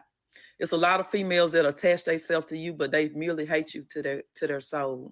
It's a lot of females that would attach themselves to you. They see the light in you. They're actually downright envious of you. It's people that's jealous of your life, that smile and eat at the same table that you eat. It ain't that you got more than them or you got more materialistic things than them. The thing about it that they really, really despise is that your energy and your light shines louder than theirs, and they merely can't stand that.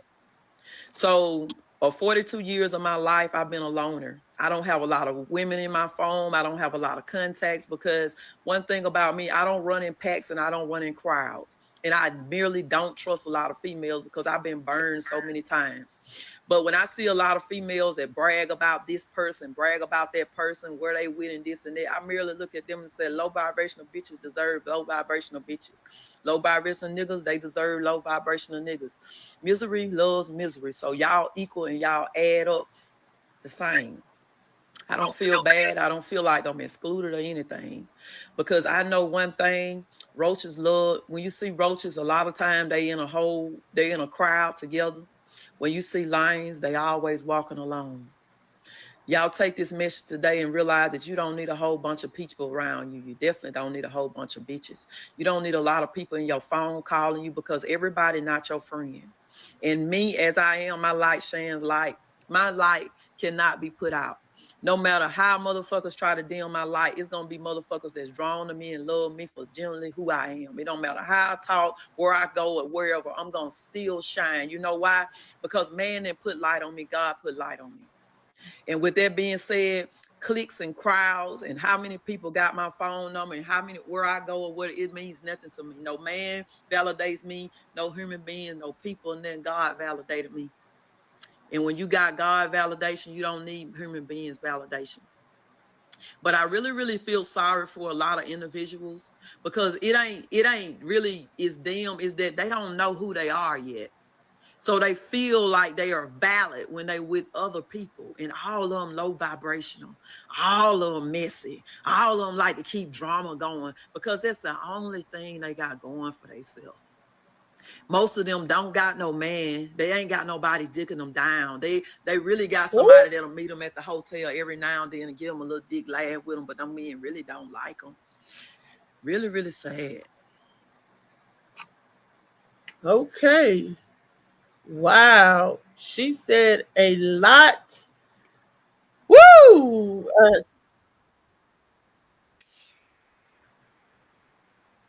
Wait a minute. What's going on?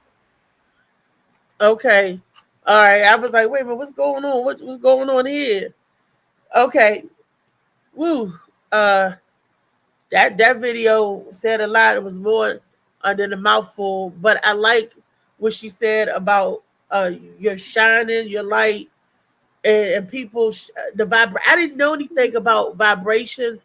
I'm gonna be honest. As old as I am, I didn't know about the vibrations and the chakra until my little brother, my little super producer, was like, because I was like, how do you stay so calm and everything? How are you so mellow and everything? You know, I thought it was just smoking the weed. I was like, oh, if I smoke weed, I'll be level-headed and mellow and everything.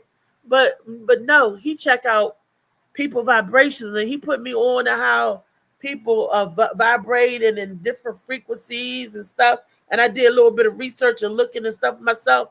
I was like, whoa, God, if he wasn't right about the vibration, and I did not know. This is new knowledge. So I don't know if it's old knowledge and nobody passed it down.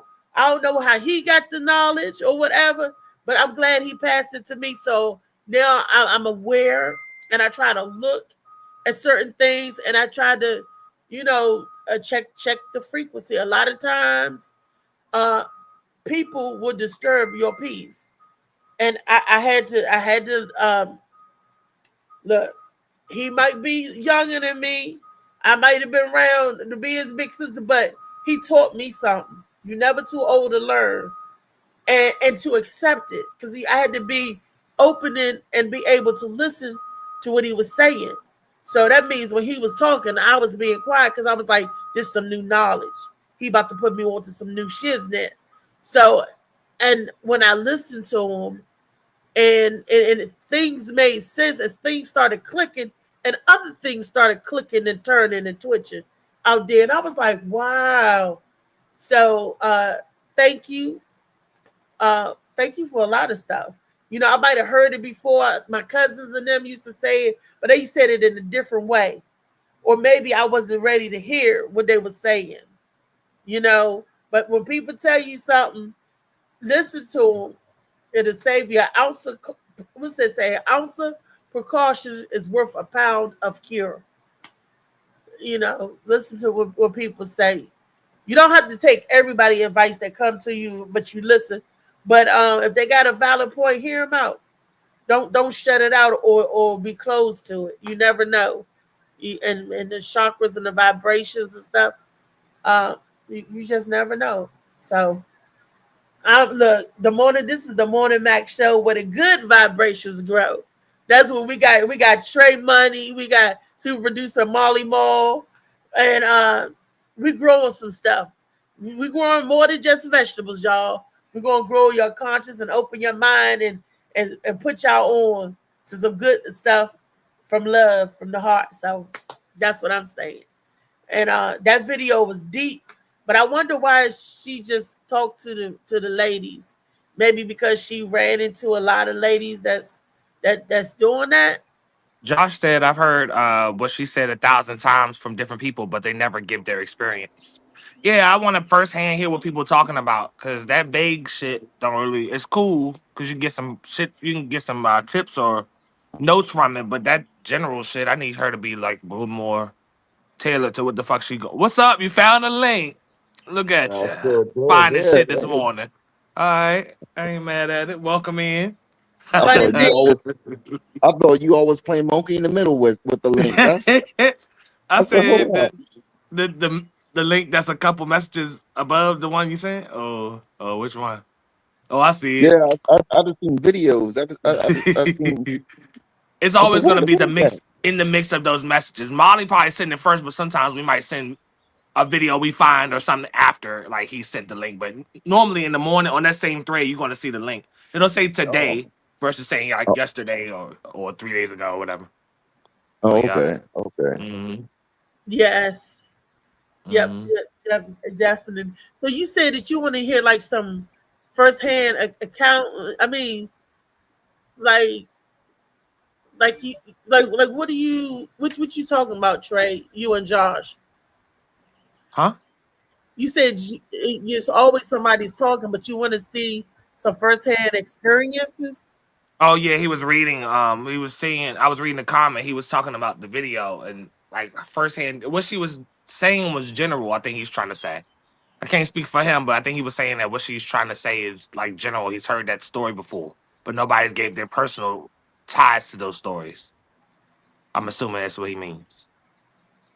Oh, like the well, Nobody naming names. Thank you. That's what he means. No, everybody being vague and open and want to give a deep message without saying what actually happened oh, and because fill the I shit guess they in. don't want to be messy. I guess they don't want they want to like express the situation, let people know what happened, but they don't need to know that the individuals personally, because people get real judgy. You know, they judge everything. So I guess this is a way, and people change constantly. So I guess this is a way to keep everything crystal clear without saying, people's name. Not unless you're talking. Some conversations are not meant for the public to have. And some conversations, it's not the conversations as the situation may need light to be shined on it. Maybe not the individuals. You know what I'm saying? So I get it when they don't say or names or they just vague. Like if you know your sister Jessica is messy as hell, you ain't gonna say Jessica is messy as hell because you don't want the whole world to feel like Jessica's messy because people judge you. So you're just gonna say somebody I know. I mean, I'm Uh, assuming that's what Josh meant. I can't speak for that's what he's saying. I'm assuming that's what he meant by his comment. What you saying, Josh? yeah, Yes. what you Yeah, I saying, picked Josh? that up You too. gonna Though ask? same as you, Trey. My Huh? spidey sense. That's my spidey sense said. Yeah. Naming Yeah. names, I don't know. I I think don't that's know. still girl Yeah. stuff. That's probably why the girl was in the video doing it, But Yeah. hey, you see Kanye, he naming motherfucker. Kanye ain't got time. Yeah. You He know. say, she say. Kanye said, Jay-Z and Beyonce and da Yep. da da. This dude crazy. He ain't say He Jay. is though. When people don't support, he like Beyonce, man, Jay-Z ain't support me worth shit. I like that. I know who he talking about. He Yeah. talking about them, so I know where yeah, but women do that a lot, It's just like they want to talk about the person, but don't want to say the person name because it can't be like, oh, I want to talk about you. So you feel some type of way, then it must fit. No, I ain't even say Right. your name, motherfucker. You said everything but my Everything name. about it was not It's the like, name. okay. Yeah. So that's So, women, though. I don't know why y'all do that. I yeah. think a lot of Niggas don't women. do that shit. Cause I'ma just call, bro. What you say? I'ma just call the person. I'm not gonna even do all that.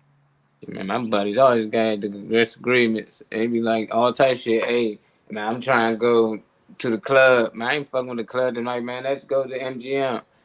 Nah, nigga, we going to the club. Then they go to the club, we go to MGM. It's like, fuck y'all niggas. Then we going, and later on, we get up with, hey, what was the club? Like, man, it was a big as shit. We should have went with y'all to the, yeah, man. But other than that, girls are fuck up friendships. Oh, bitch, you always switching up. Whenever that night that you switch up, now you want to go there. No, I'm done with her, and it's over. It's just like, nah, Straight people like gonna have that. different opinions. We got to eat. You're not gonna order what I order. That waitress gonna say, "What would you like?" And then they gonna Right. say, "What would you like?" So we like different things. Sometimes we don't want to do the same thing and want to do something different.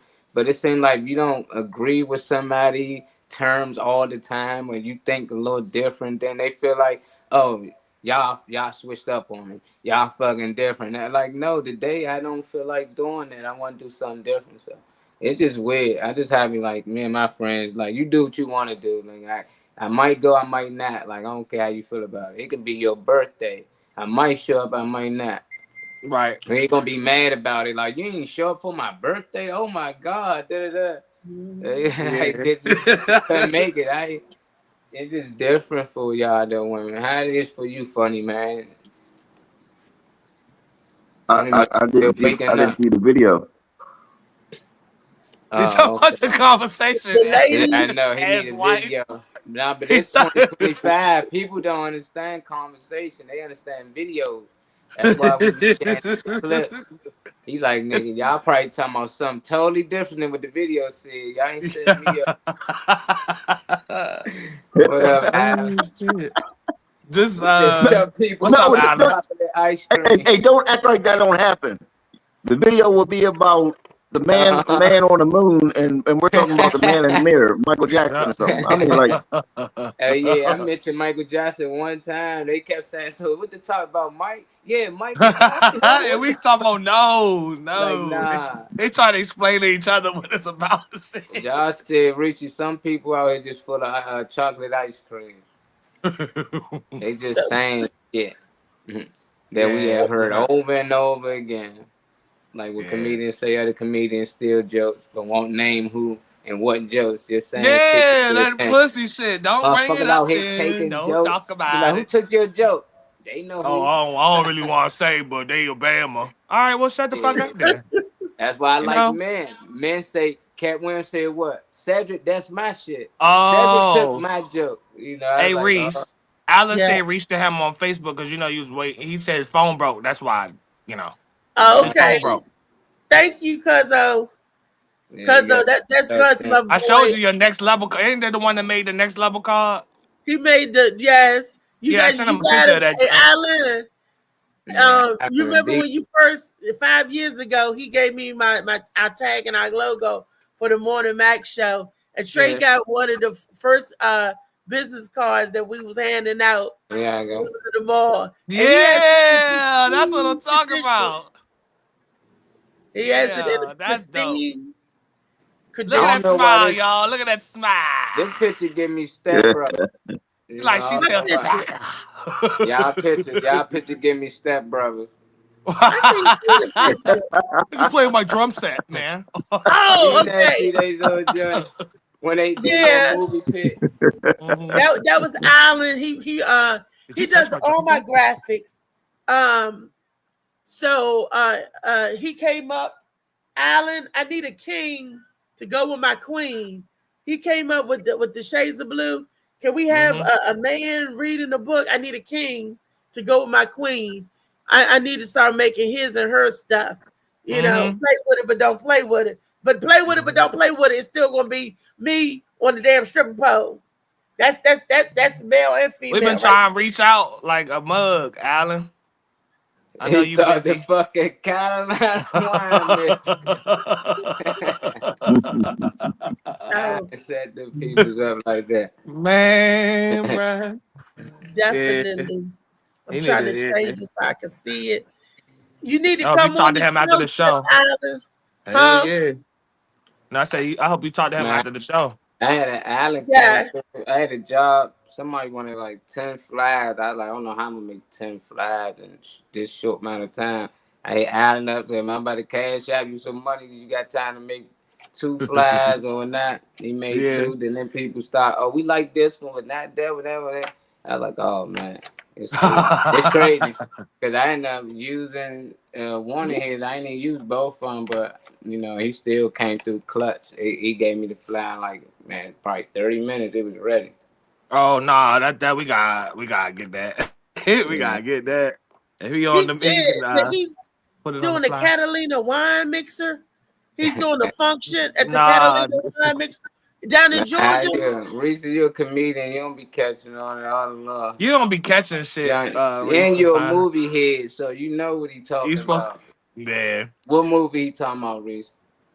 The Catalina wine mixer. The motherfucker Catalina wine mixer. Woo!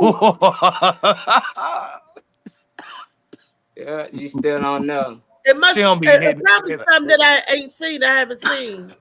She don't be Did you catching touch it my sometimes. Reese? Did you touch my drum set? Brothers, step brothers.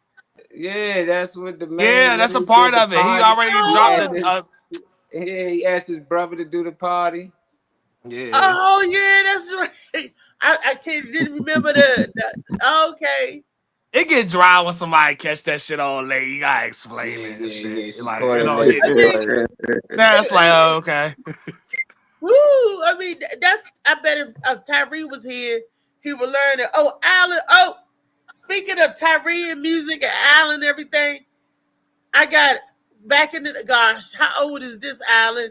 Your first rap song. He used to rap too and do music. My music. I got it. Tyree got it. He still got the beat that he did. Tyree was like 9 years old and doing beats and music and stuff for them. It was like my music. We still. I got to play that. Time make a beat at 12, Slim. But that reminds me of got if you listening to the new Right. song for the show, Tyree came up with it. That's Tyree's baby, the Morning Mac Show. So when you listen to it, we got a new sound for the Morning Mac Show. Hell yeah. And look at your little cousin. I did it again. He did it again. I forgot all about that. He did it But I thought about Alan used to rap and stuff too. And music. They used to steal my car. And he was part of Northeast Groove as an NEG. They used to steal my car and ride out with the instruments and stuff. And I didn't even know. I was home. Didn't even know. Thought my gauge on my car was broke, my gas gauge, because it wouldn't be the same when I get in it. It'd be more gas in it. I said, well, this dang old thing is broke. I didn't trust my car. That was back in the day. Mm-hmm. It was always, that was back in the day. Who would have ever thought that it would have morphed or this direction would have came? Turn Up Tuesday, we turn up. We never know where our life is going to bring us or where it's going to come out at. And we're talking about David Green. This for you. We're talking about knowledge that our parents have that they should have passed on to us, and we should know how to do. Certain things like whatever they knew how to do, we should know how to do it. It should be passed on because we failed the next generation because we didn't pass on. When I say we, I don't mean you personally. It's our generation. Our generation didn't pass on enough to the millennials, and the millennials didn't pass enough to the Z's or whatever. The Gen Z. We didn't pass down the knowledge, even if we don't use it, but we still should know how to in case we got to. You know what I'm saying? Right. And we didn't pass that down. So, and it was like it's a forgotten art. Like I was saying that I know how to write and read in cursive because we was taught that, but the next generation don't know how to do it. They don't even know how to read it because they don't use it. But if they ever go back, it's knowledge that we should already have in case they want to switch up. That's what I was saying, how we don't pass on enough to our children. You know what I mean? Right.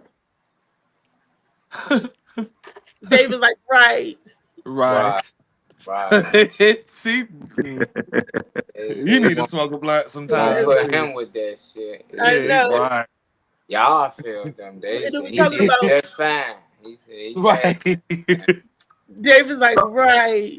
Yeah, because I was sitting there and thought, what is it that my parents what is it that my parents had knowledge of that should pass down to me? That's a blessing if it's nothing. Honestly, it's a blessing if it's not That's anything. it. I can't. My dad was always in and out of prison for drugs. Maybe I don't want his knowledge.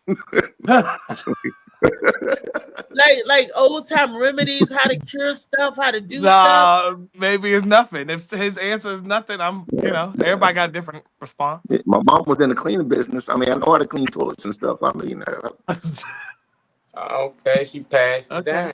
Yeah, that's something passed down though. How to effectively clean. Shit, that could be a business. So you got It is cook a her. Or business, just good to business. be on point for yourself, you know. And people pay for you to come and clean for them. Good. That's a good business. He ain't trying A to do that lucrative unless it's business. only Unless it's a company. unless he walk around butt ass naked mopping and shit. That's the only time he's trying to do it. David Green only for rich white women. Oh, here we go with the white women. If you don't live in a condo, he ain't finna go. So, nope. You don't do apartment cleaning, David? No. No. No, Oh, you said they money quit. there. What's Ain't wrong no with money people there. in the apartment, David? They ain't got no money. Oh, nothing. I'm in one. You only clean house. No. I said nothing's wrong with being in an apartment. I said I'm in one. I mean, we were talking about the cleaning, and you said the no. cleaning house. Yeah. Oh. No. There's. I used to be in the same cleaning business as my mom or whatever, and I don't know. I'm just all cleaned out. Mm.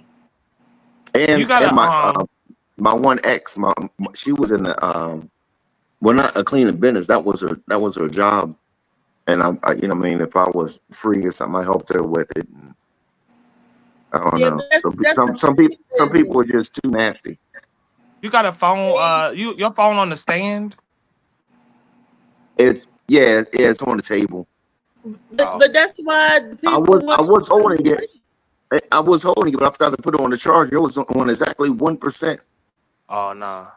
I was said, asking if you look like witness protection right now with your face cut off. I was asking this. I see his nose down. First 48. All we see is your lips moving. They're like, that's not even that's David. David snitching. All right, I see who it is. CGI. That ain't even David. That's computer generated David. Let me try that. All right, that's better. Hold Joe the blood. Is that better? That was y'all seen Meet Dave. He was a robot with Eddie Murphy.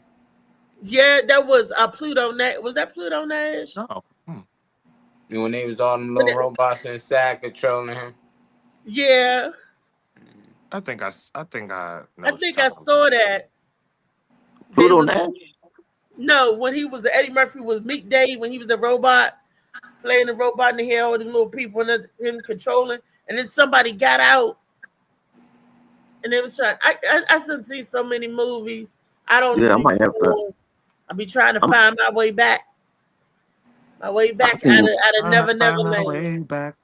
Way back. I've seen everything from Eddie Murphy, but I can't remember that one.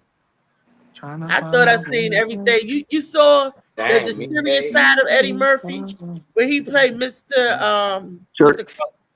Huh? Mr. Church.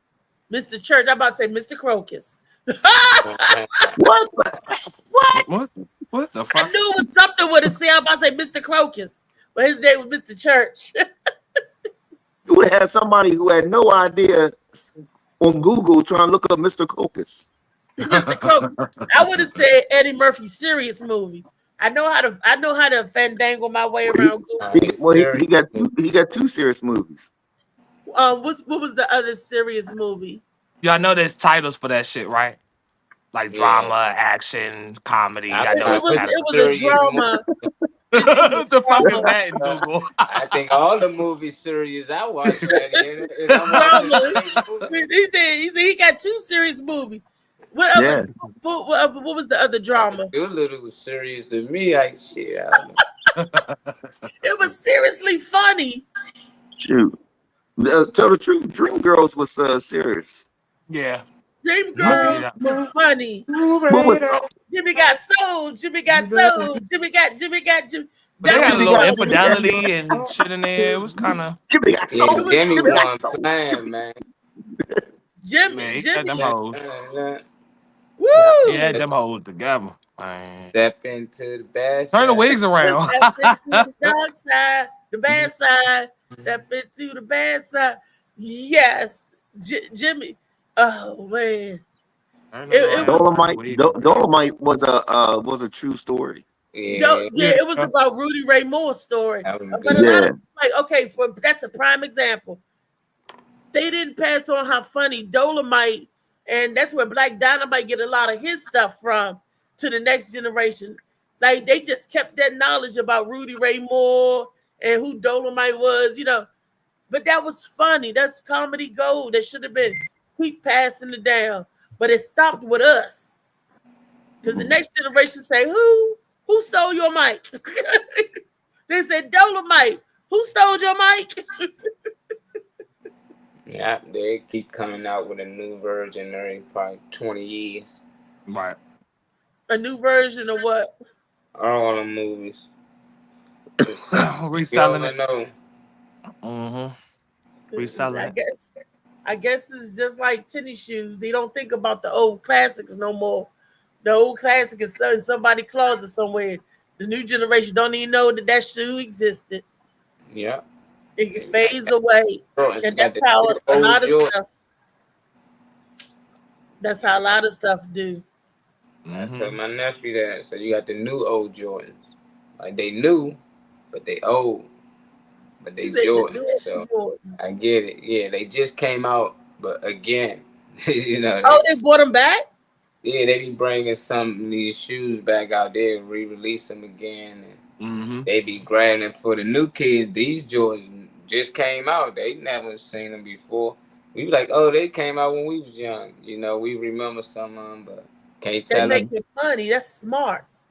Yeah. That is smart as hell. They're bringing it back. Like I keep saying, the Nike Classics and stuff, some of the Air Force Ones, I was like, I remember that shoe. And it was like, no, it's the new. And I was like,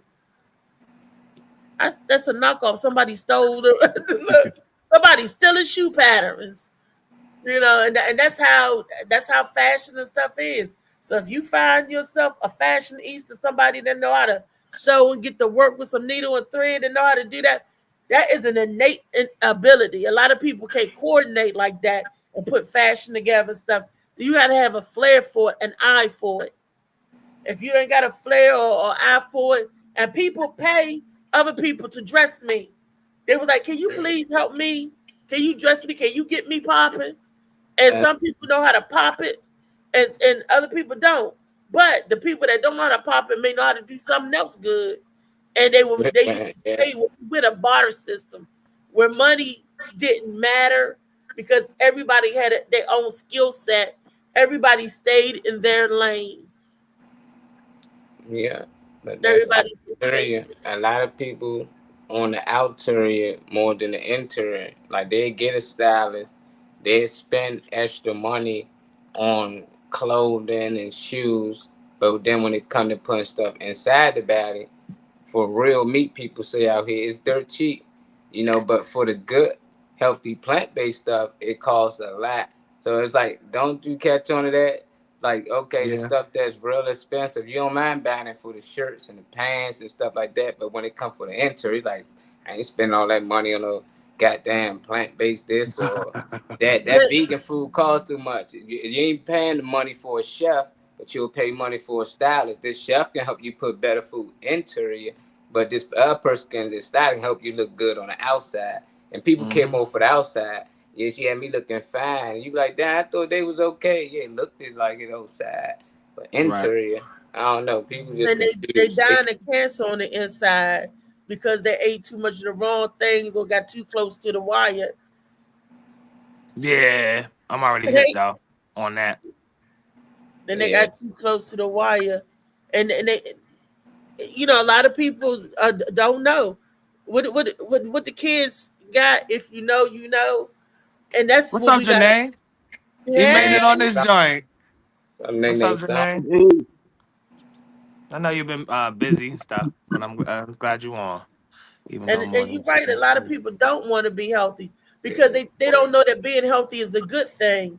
They don't know because they wasn't taught. They don't. A lot of people don't know to be healthy because they don't know being healthy is a good thing. They don't know the benefits of eating certain vegetables. They don't know the benefits of eating stuff to keep the system going and to clean and all of that. If you tell somebody right now what's good to clean your kidneys, they don't know. They ain't gonna know. Beets are. They ain't gonna know about the good healthy stuff. A lot of people, they eat what society give them. Like that man that was cooking them rocks. The people don't know no better than suck the seasoning. Hey, that's probably healthier though than eating McDonald's. You know, the people don't. I think they know what's healthy. I think they don't know what's not healthy. Like they know veggies healthy because when you're young, you get told that all over and over. You eat your veggies; they good for you. They make you strong. But it just says good for you. But tell them what it do.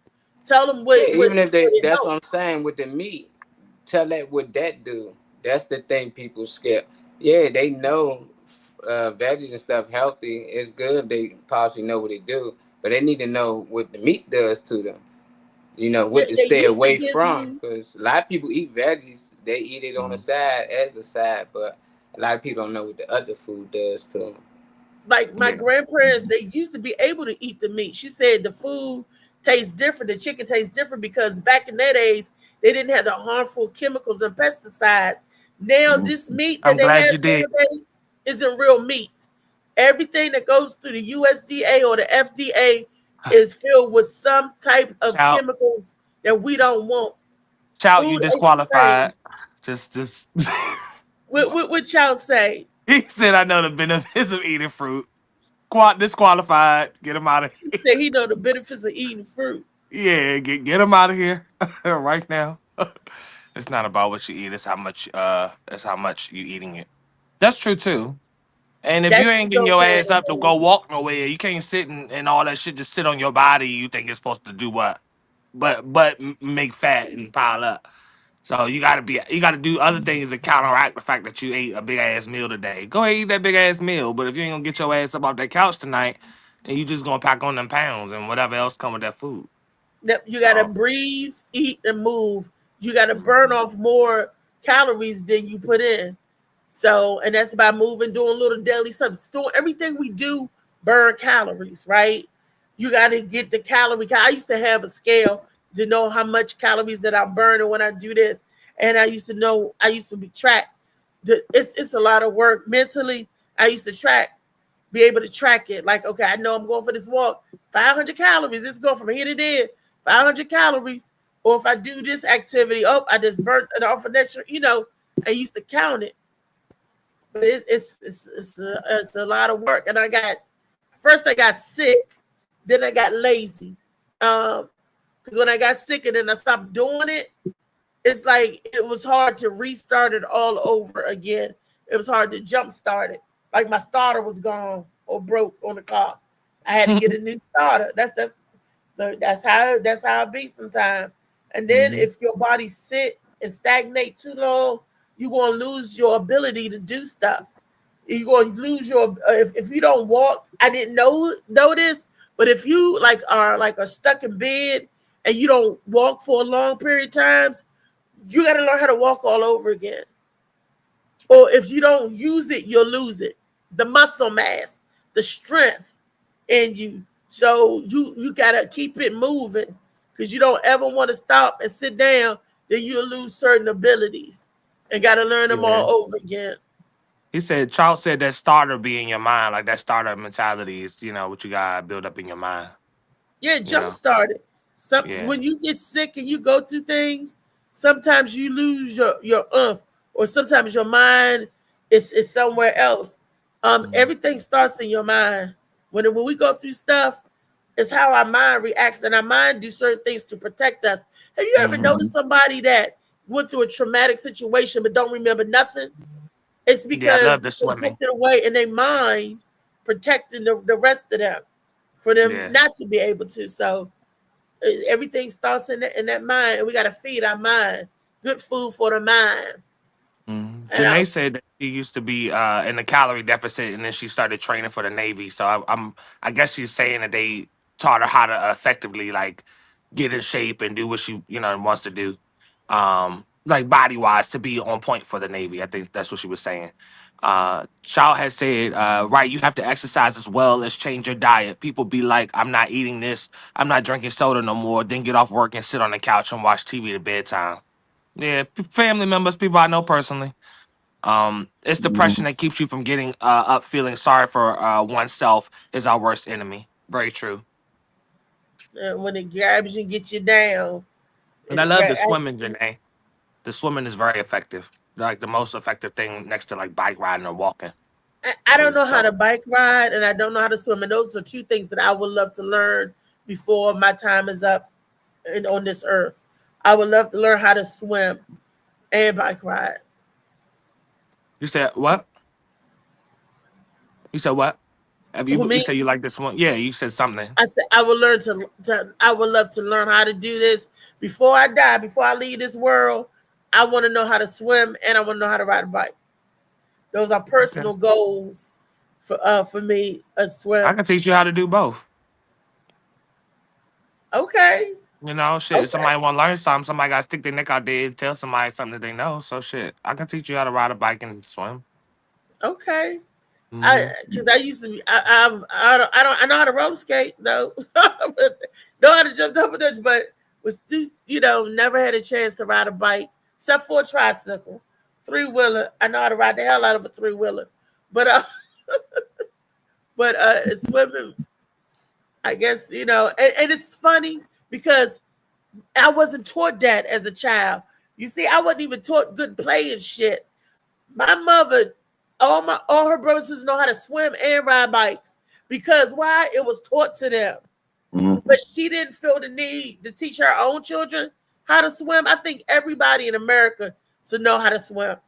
As much water we got around us, surrounding us. That's something. I did say that some of the things are that every single thing isn't going to be taught. I didn't never say that or never wanted that to come across on the platform, because your parents can't hit every single mark. That would be impossible to expect them to hit every single thing that come to mind for you. Like I said, I'd rather the bigger fish, like, understanding taxes, understanding being financially literate, those type of things, understanding how to take something that you're doing with your hands and making it monetary. That would be cool. But swimming, shit like that is kind of what you naturally around kids are swimming and on bikes and shit like that. So some of that stuff you just naturally probably going to get into. So I'm gonna just get into the pool. Good physical therapy. It really is. It really is. I used to swim for like 3 hours or so, and bike ride for like 3 or 4 hours. Right. I guess I don't know how to do it, but I made sure that my son knew how to ride a bike because I bought him a bike, and my niece and my youngest sister taught him how to ride. I was like, "You gonna learn how to ride." I didn't know how, but I was determined that he's gonna learn how to do stuff that I didn't know how to do. Oh wow. As a kid, you never know. As far as the swimming, the same thing with the swimming. He know how to swim, but I don't. He know how to, all we gotta do is start going to pool. Summertime happen. I know somebody got well, I hope so. I don't anymore, but got a private pool in their neighborhood or something. Where their neighborhood only can use the pool. Not no community shit though. But like a private pool, like their neighborhood pool or something. Did you ask to learn how to swim or ride a bike? He said. Yeah, I sure did. I wanted a bike. Yes.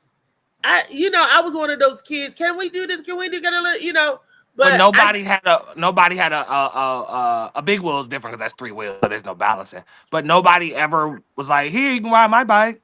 Yeah, my cousin with no brakes.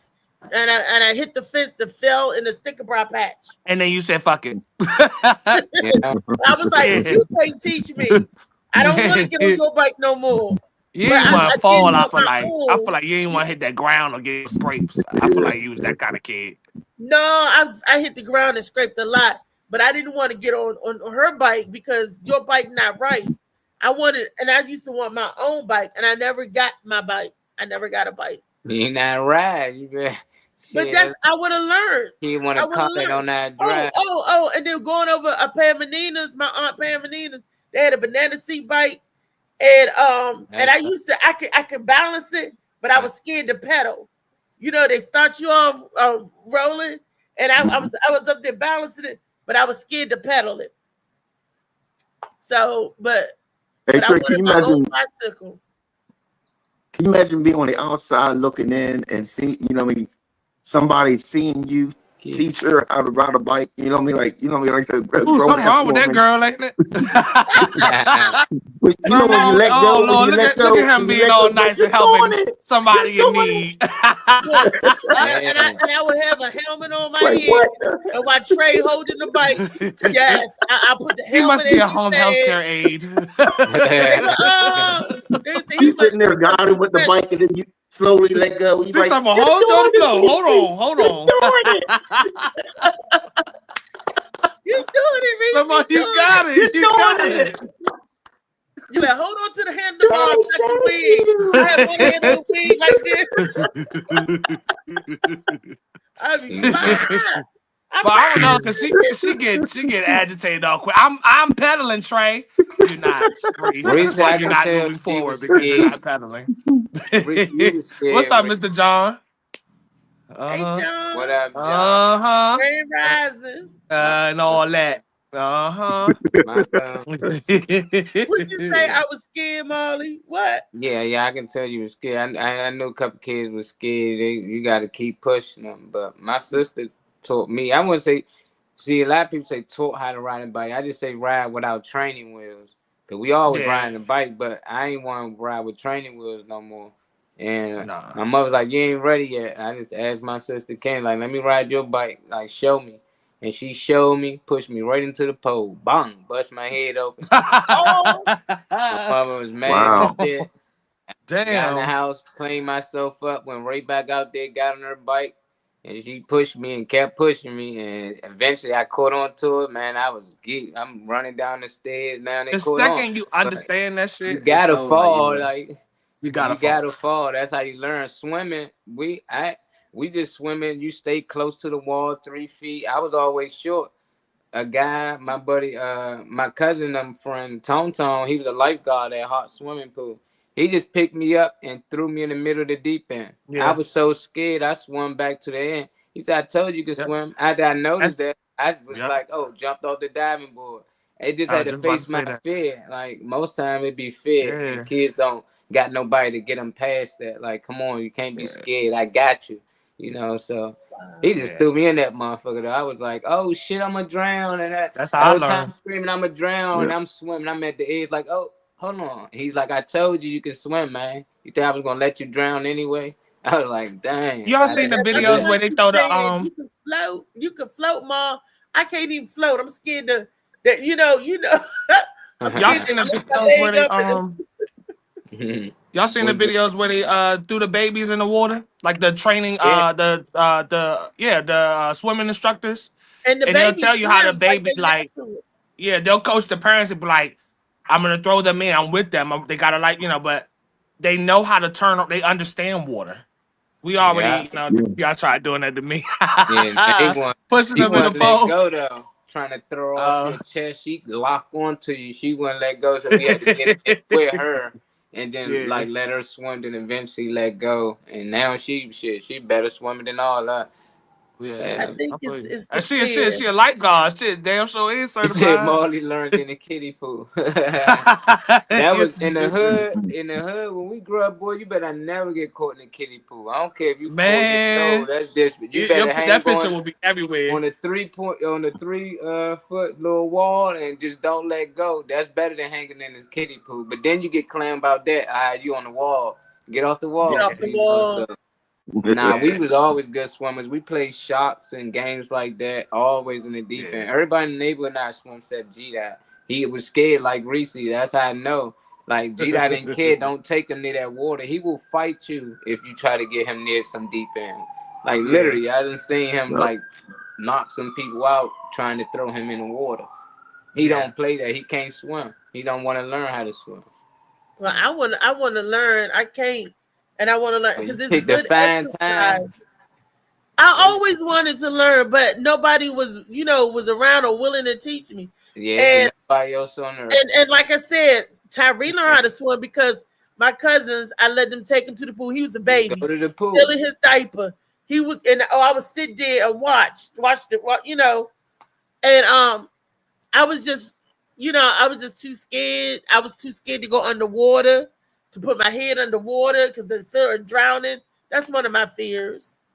Is the water. And you're right. I got to get past that fear. And I got to, I want the goggles and the ear thing so I can go under this. So I can know that it's okay that I to even float. That's so. Hey Reese, I'm worse than you, as far as not being able to swim. Like I sit there and hold my breath and everything, and I'll take a shower. Yeah. What? You hold your breath while you taking a shower. You say you what? Yeah. What He the holds hell? his breath while No lie. I'll sit there. No. I'll sit there and do all this and everything, and I'll wait like it's a like a jump rope. And I go, Oh nah. Yeah, it was only And I'm gonna cut this part out of the clip, and I'm gonna put that shit in my story. So just yeah. So you hold your breath. So do you take I'm baths? sure. You just only do showers? Huh? You take a bath, you gonna drown. He Oh gonna drown in the I take bathroom. baths too. Remember I said I used to use bleach and stuff like that until I found out it can give you cancer and junk. So I just use my peroxide and vinegar. Now they just use Pine Sol. Pine Sol in the bath. Look, as long as y'all don't use soap powder. Don't use soap powder. Dishwasher liquid, yeah, maybe, but definitely not no soap powder. I'm gonna drown being baptized. Yeah, Reese is gonna come back. Yeah, I'm not lying. I'm not lying. I thought I was gonna drown in the shower. Hold on your breath. How do you think you're gonna drown? You gotta do is breathe.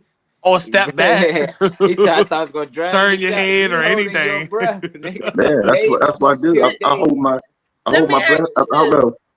Did something traumatic happen to you? Like when you all ever right. go with bombing for apples? I'm gonna cut it out. Somebody held your head down in the water. Did something traumatic happen like that? Something traumatic happened. Allow you to kill yourself like that. Anyway.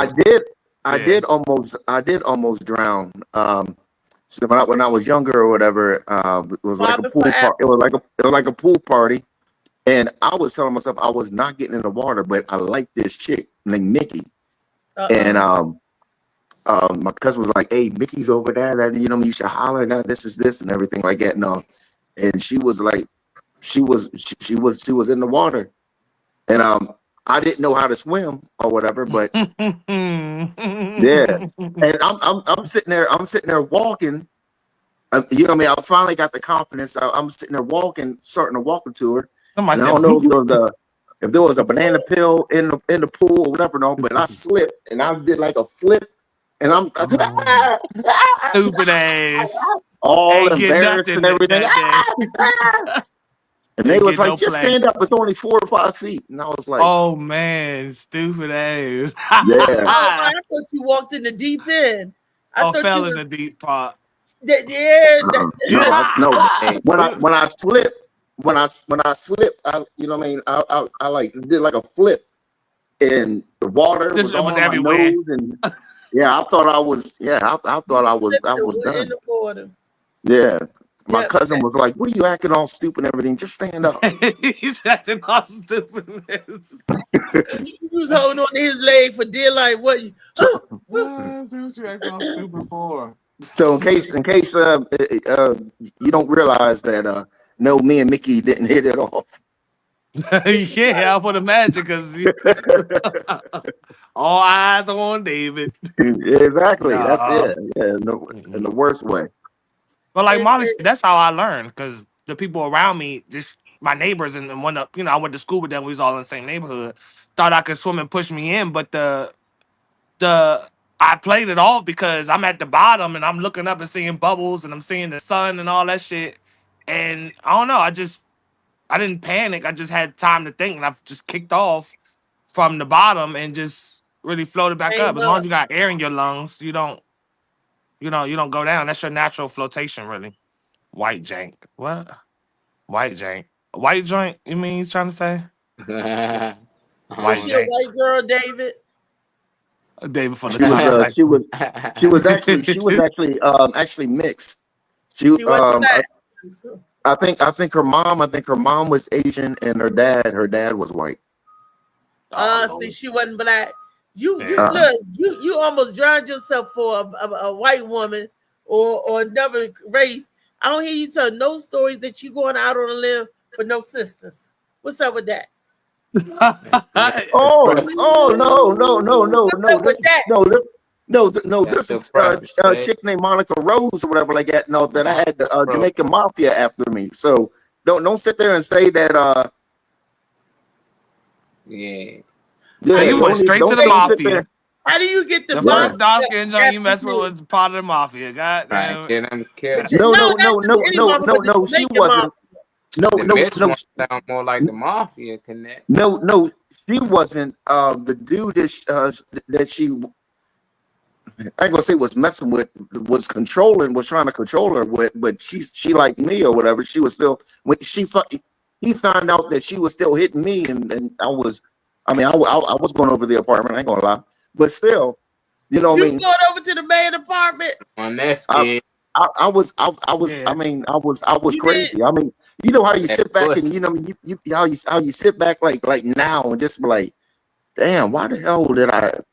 What the hell was I thinking? Harm's way. Yeah. About know how to swim. They was about to wet you. You was really about to get wet. Because Jason Day with Michelle. one of my friends was friends with them or whatever. So I used to work at KFC, and they came through a drive-through, and my friend was like, "Hey, Dave," or whatever like that. No, and the dude's name was Jamaican Chris. That's what they call him, Jamaican Chris. And he said, David, and start speaking all this mess and everything like that. No, and before he pulled off, he said, "The streets are going to get you," and then pulled off or whatever. But they look, they marking you already, huh, Dave?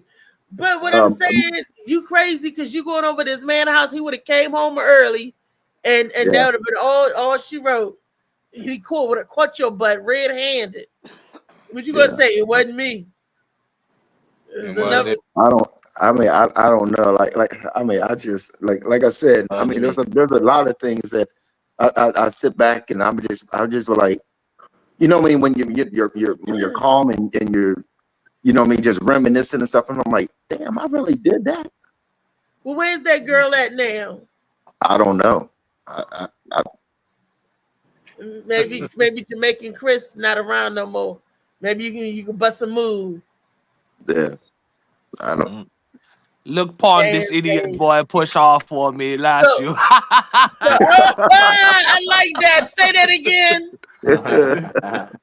He said, look, what he say? Look upon this idiot boy push off for me last you. Yeah, for me last you. For me last you.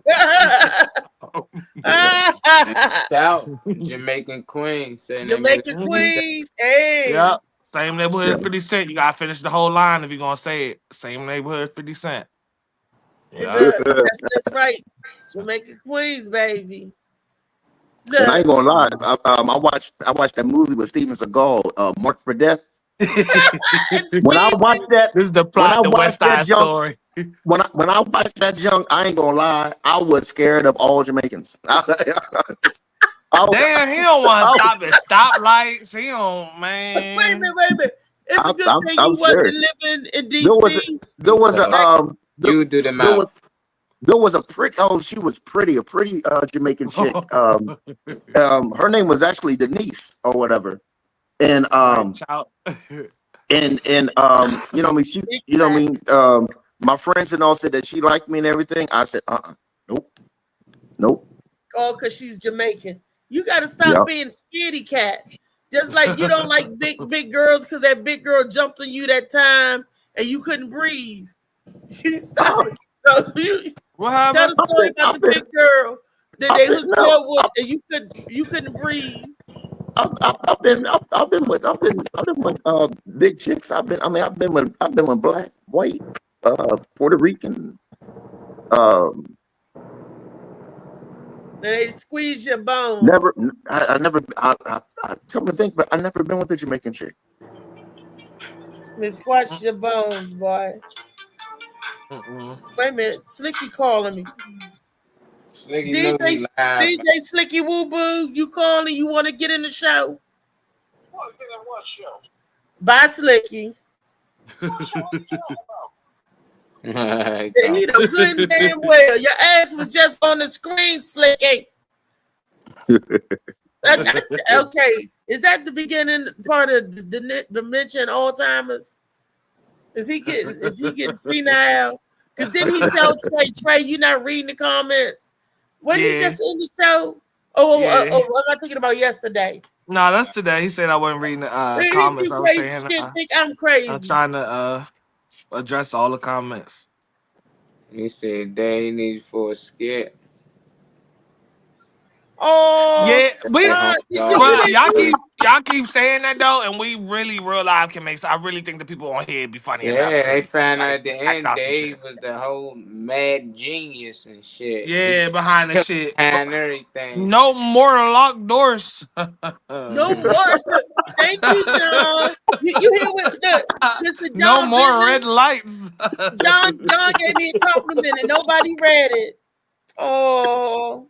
He said, for my chubby cheeks, he said, I won't drown. Oh, thank you, John. Oh, my God. He said, out there with those cute, chubby cheeks, he said, you won't sink. Oh. Uh-huh. Get her, John. Y'all see that? She sing John Call Me for the rest of y'all. Yeah, you know how she don't see nothing else, but she seen that it's one. on the phone. It's right here. So that means keep out your phone for all other days so you can see the other one. For John, she got a crush on here, y'all. The other one, what did he say? Y'all didn't tell me what he said. Oh, you was talking, because you was gonna see it. I didn't say nothing because you read it just like you read it like you just did. That's why I ain't say nothing. Because you was gonna see it. You said thanks, John. Thanks, John. Mr. John. The movie called Jamaican Mafia. Yeah. Jamaican Mafia. Look, David, you wouldn't have did no good in the 80s. Jamaican Mafia. Up in the DC area with King Philly and Jamaican Blood Posse. You wouldn't have did good because they was Irish. They was carrying a lot of bummerclad rascalot. I know, yeah, it's true. They was good. They could have paid funny man and white women. Just give them a white man. Oh wow. Oh shit. White women. Damn. I'm like, what's going on with Screwface? Screwface, we don't do no Screwface. Oh. David, you about to get got. Asking crazy questions. Make it to y'all get in the car. I know the show was still on. Slicky said he ain't know the show was still on. That's why he called you. Damn, Slicky. Oh, he probably went to go do a quick live stream or something. You know, Slicky probably went live. They probably done too. But he know at 12:30, at 12, Slicky. Slicky. 12:45, but okay. Slicky. He was like, damn, y'all was still on. Yeah. You know what? I may do one show, but it's only one show. If you combine all of your shows together, you are on way longer than the Morning Mac show is a day. Think about it. Am I right? Am I right or am I right? I'm right. You're right. He go do an hour show, but he do like 12 shows a day. So that's 12 hours. So he's on the air way more than we are. So you gotta start letting us know some of them days he gonna do it. Cause I've been trying to say something about Slicky Stream for the longest on here. About check it out, y'all. Check it out. And tapping into my man Slicky Woo 24/7. Yeah, I done caught some good music from him. DJ Slicky Woo Boo. Some great sounds and stuff. He said Baltimore finest. He taught everybody in Baltimore how to mix. So hey. But David, don't be scared. Don't let life scare you. Don't say you're not now. Hold up. All right. Hold up. Come on now. Hey, check him, Dave. Right. You know, we can learn how to Trey, can you teach both of us how to swim, me and David? Yeah, as long as one of y'all motherfuckers got a car. Hello. Cause I don't. They But got other than that, car. ain't no limitations other than that. So I learned I'm how to not swim. driving. I'm not driving hours just for you to throw me in a river or something. I ain't getting Nah, to no river. nah. That's how I Just I learned. because I never went learned to that way rivers don't when I was mean That's how that I it's learned. little. My gonna dad work for cussed you. me out and threw me in the river. Man, that's how you No, do it. Hold Joe to blow. Hope Jody Flow. No, Get in the you river. know what? I fell in the creek. I remember me and my cousin Booby was skipping school. Well, we wasn't skipping. We went Oh, to yes, you breakfast. was. Yes, you We was. You went already to said it. breakfast and we was going to go to school late. We Skip the skipped the school. first No, you period. don't do that. That's not how what Look, happens in Skip the school. school breakfast. Skip the that's school. when Bob Evans, I mean not Bob Evans, Bob's big boy was still in New Carrollton. That's how old this is for anybody that know landmarks. So Yeah. out Parkdale Senior High, it was a log that you had to cross to get over to the side of the school. And it was this big ass, I called it the river, the creek, the log. And I was scared to cross the log on the balance beam. So I said, "Oh, I know what I'm going to do." I saw a part of the creek that looked like it was close, Mm-hmm. and I said, "Oh, I'm gonna cross at that little narrow end, a couple of skips, and I'm over." He said "Tuku," and right in the water, didn't he? It did not. Oh my God! I'm screaming and yelling, "Help! Help!" And I'm climbing up the side. He busy laughing. He too busy laughing. I slipped on the rock. Look, my book bag. I gave him my book bag and my shoes, so I didn't Yeah. have my book bag on my back or nothing. He just cracking up, laughing. I'm in that nasty creek. Was nasty now, but it looked like a regular river. Then I finally get up and crawl up, and he just standing there laughing. We get Yeah. into school, and right where the bell ring, he tell everybody, "Reese fell in the back of the school in the creek. Reese fell." And Donna and Vaughn, we used to call them clown. They was like the two most people that clown and Joan on everybody. Yeah. Vaughn Black. Everybody know Donna and Vaughn. Man, I had to go to the gym. I had to go to the gym, wash, and put on my gym clothes. I had to wear my gym clothes the rest of the day in school. Yeah. And then I asked my cousin, can you take me home? I was so embarrassed. I had my clothes in the bag. I had to wring them out the best way. I had wet clothes. I was so embarrassed. And That's now a- she told me. Reese, if you ever in water, you can't stand up and just I slipped on the rock. And part of the thing, it was like this. Like part of it was land and then part of it wasn't land. And when you step on that was not land and you go down, you going down. yeah. Sorry. I'm thinking I'm stepping. I'm saying, oh, one lady said, boom, so the bloop went right in there. Hope Jody blow, and everybody was blowing. And I'm screaming, help. And I'm crawling, trying to get to the other end. I'm just like, I'm dead. yeah, I was dead. He said I was dead. I was that day. My body went numb. Everybody laughing and they all laughing. I had to walk through the school to get to the gym. Everybody laughing, and I'm like this. Yeah, I had to laugh you out too. I ain't gonna lie. I got laughed out, and I was just numb. The rest of that, I was like just like this. Everybody's just talking about me like this. I'm like, wow. Mm. And I said I'll never cut school no more. Then try to come back in, and I'm coming back to class. We just went to breakfast. We was hungry and said we was gonna hit the breakfast buffet. Where you went? What buffet was it? It was Bob's Big Boy. They used to have the Bob's Big Boy. You said it wasn't. You said it wasn't lunchtime, but it was what? Breakfast. Breakfast.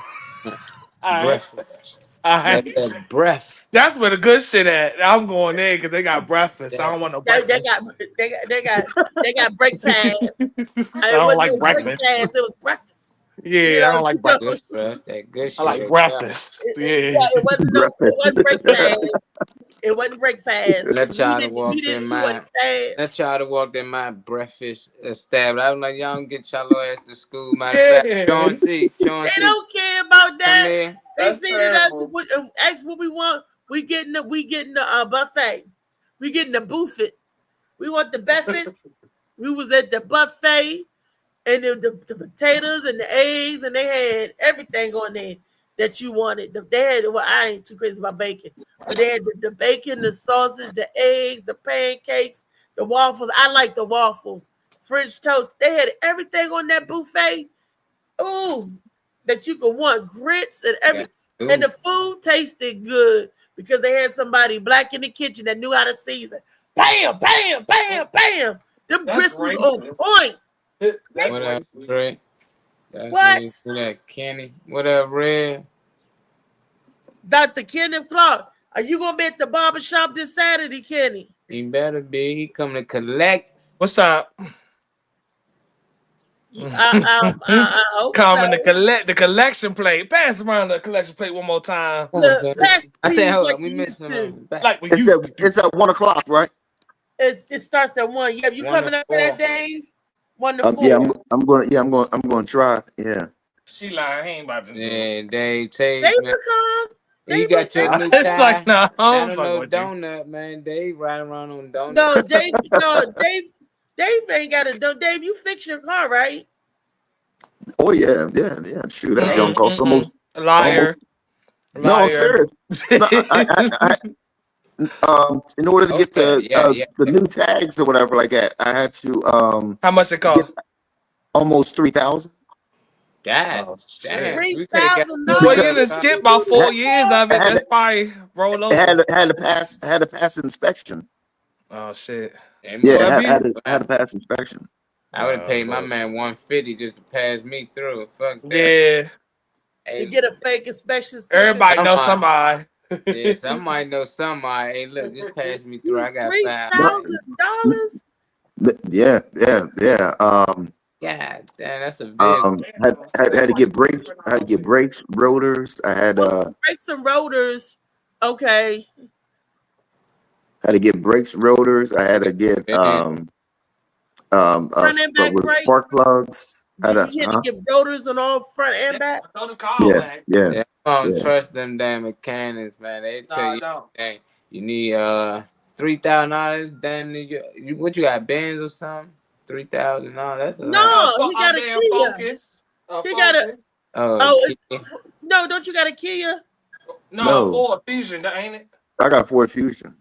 A Ford Fusion. Got his ass. So the Got makers him. cost that much on them things like that. I was thinking about getting one of them. Not now. Yeah. Bad dang. So did you get the stress? You got it. As long as it fits. I had it. Yeah, because in Virginia, what's it? Virginia inspections are like $15, and it's every year. And Maryland, everything has to be done or whatever because it's one. You know what I mean? One and Yeah, done. I will give you that. Yeah, though. one and done. Yeah, they're not playing that shit. I will give you that. Yeah. So you know what I mean? If it's not up to par, they're like, you got to get this done. You got to get this done. You got to get this done. So. See, whenever you buy a car from DC or Virginia and you live in Maryland, it's very important to make sure that your vehicle can pass a Maryland inspection. And that shit is hard.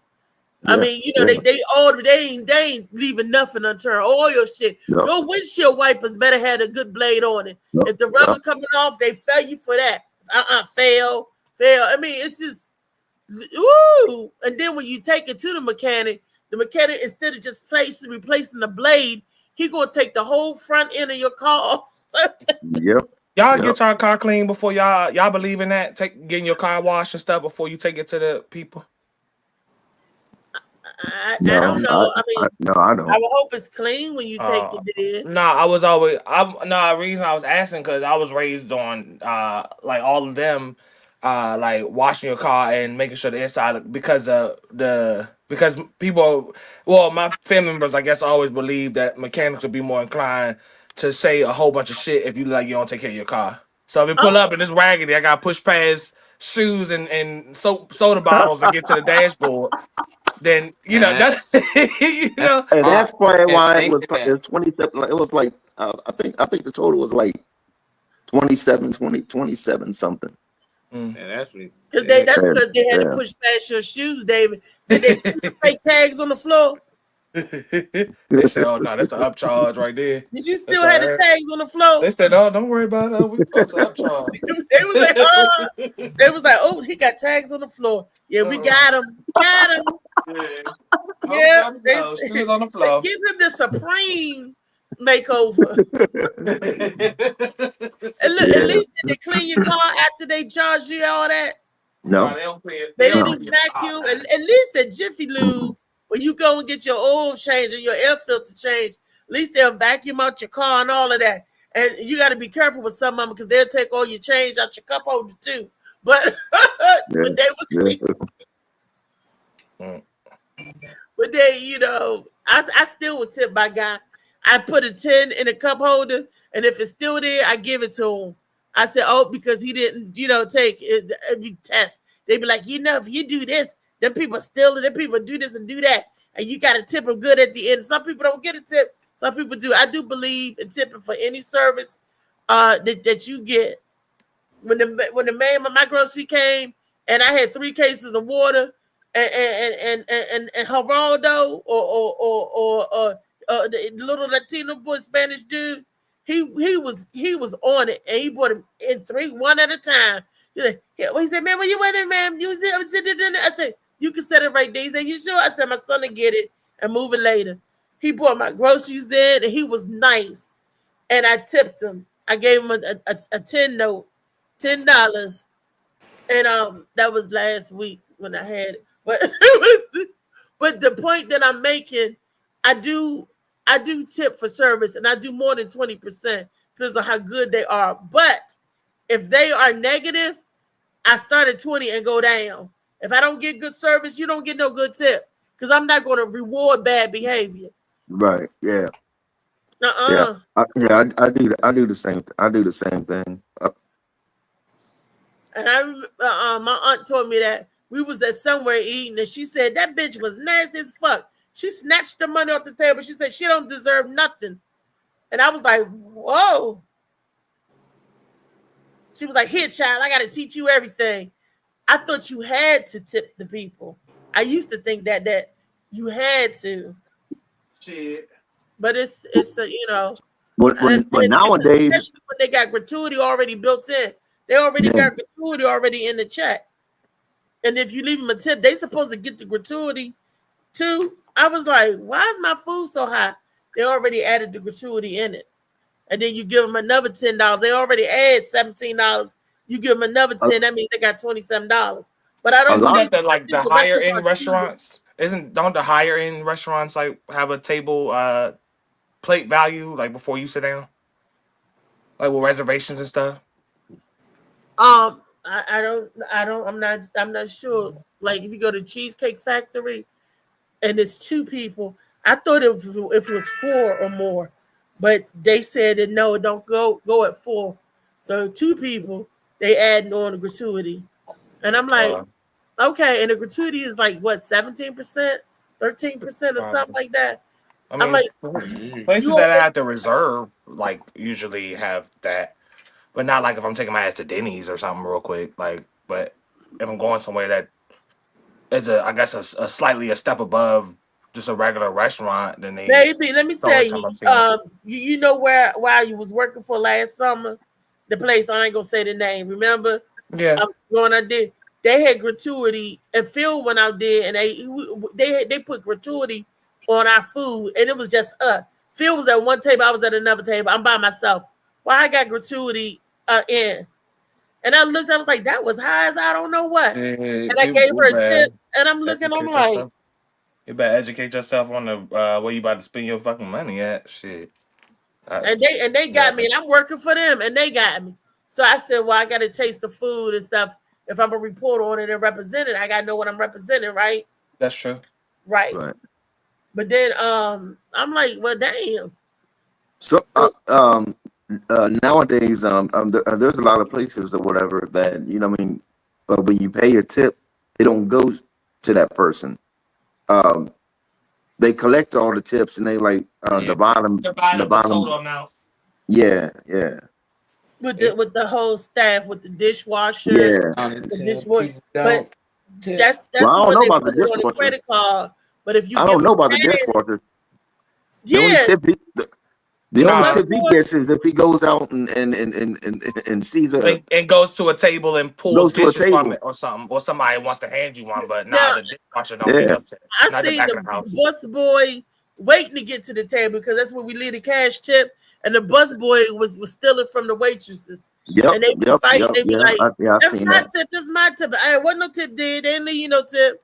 Uh, Josh, LA Preston, the professional account, has a question. He said, "When is the last time you went out to eat?" Um, Too long. no. I ate something. Yeah, too long, because you got to think about it. Too Yo, long. Misha went out somewhere, I'm sure. Yeah, where did me and Misha go?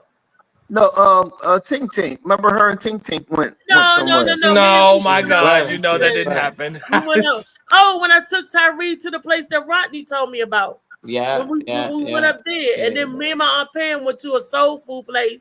yeah. So it was last year. Well, was it Rodney? Yeah, it was last year. I didn't go. I haven't gone nowhere in 2025. Oh, that's on my bucket list. I'm about to check that off. John, you want to go out? Like, let me stop. Let me stop. Oh wow, you go straight over to the finish line. Look, Wow. I know. Let me stop being That's why so you be burning forward. them out like that, because you went straight over to the finish line. He said with Pressure my cute on the cheeks. live. He said with my cute cheeks, and I'm sorry. I'm sorry.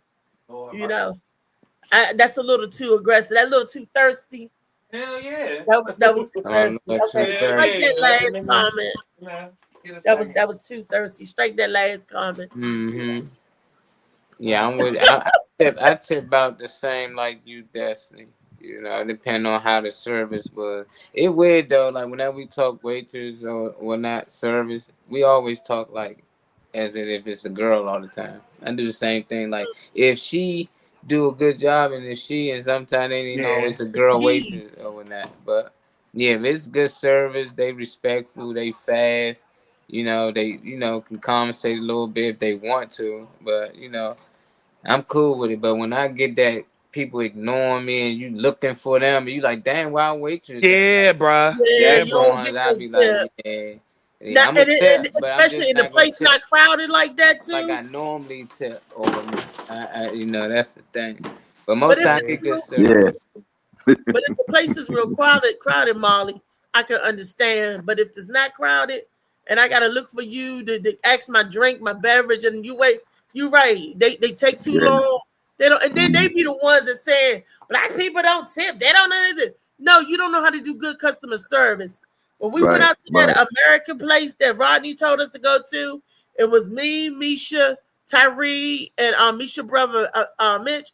We had a nice time. The waiter, he was nice. He was and he was knowledgeable about the food. I said, I have seafood allergies. I said, I can't eat this. He said, oh yeah, me too. And he also told them what the people said it was good. That was they ate seafood. They had fish and they one had a crab dip. I had to I'm on the other side of the table. I'm just eating my rolls. Okay. You know. So and he was knowledgeable and he told me what foods not to get because they might be cross contamination. A waiter like that, that's on point. Oh yeah, he gets a tip because he's taking the time and he was good and all of us tipped him nicely. He was like, y'all come back. He gave us his name and everything and told us the days he worked. Isn't that nice? He even told us when he worked. So that's nice. That's smart. That's smart. I mean, Yeah, yeah. yeah. Smart. He like, yeah, come back. I don't know. I love it. I love going to the same people, getting the same service because I know what it's like. And then when they see you again, they get this type of energy because they know how you tip. So it's like get better and better. The conversations get better after a while. You get to know a lot about them.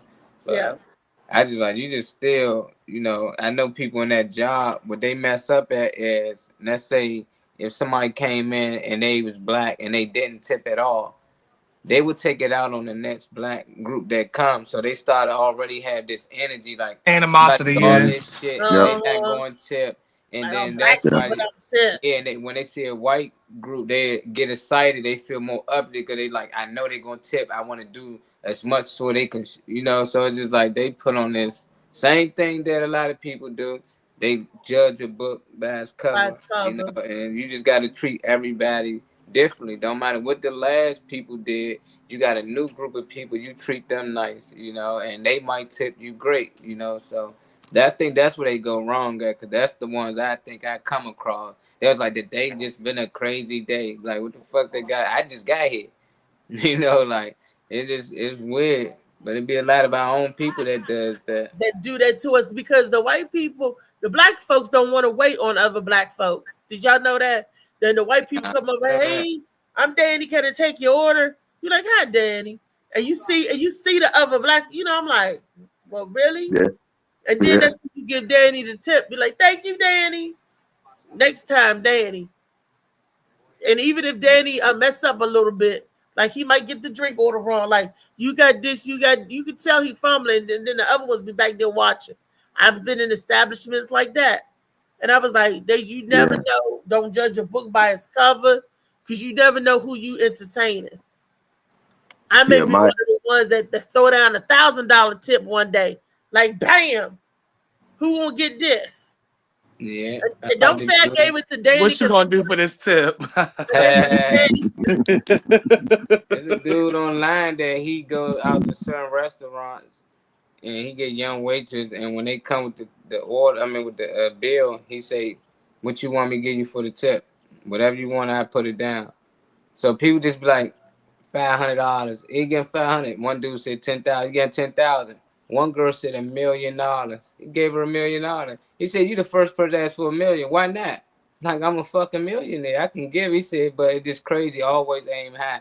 But yeah, he do this all the time. But now people know his face. He don't do it as much. But look it up. That shit was crazy. And I don't even know how real it is. How people be doing these skits. That's why I think we should do skits like this. Had two waitresses, one waitress just been bad to the customer, treat them, had the other one being good, and don't judge a book by its cover. Don't just tell the message, and let's show the message. Let's show the message. And them the videos I want to push out there. Them the messages, the skits I want to do. I don't care to. We can make it funny, but at the end of the day, I want a message be behind everything that I shoot. Yeah, you're so right about that.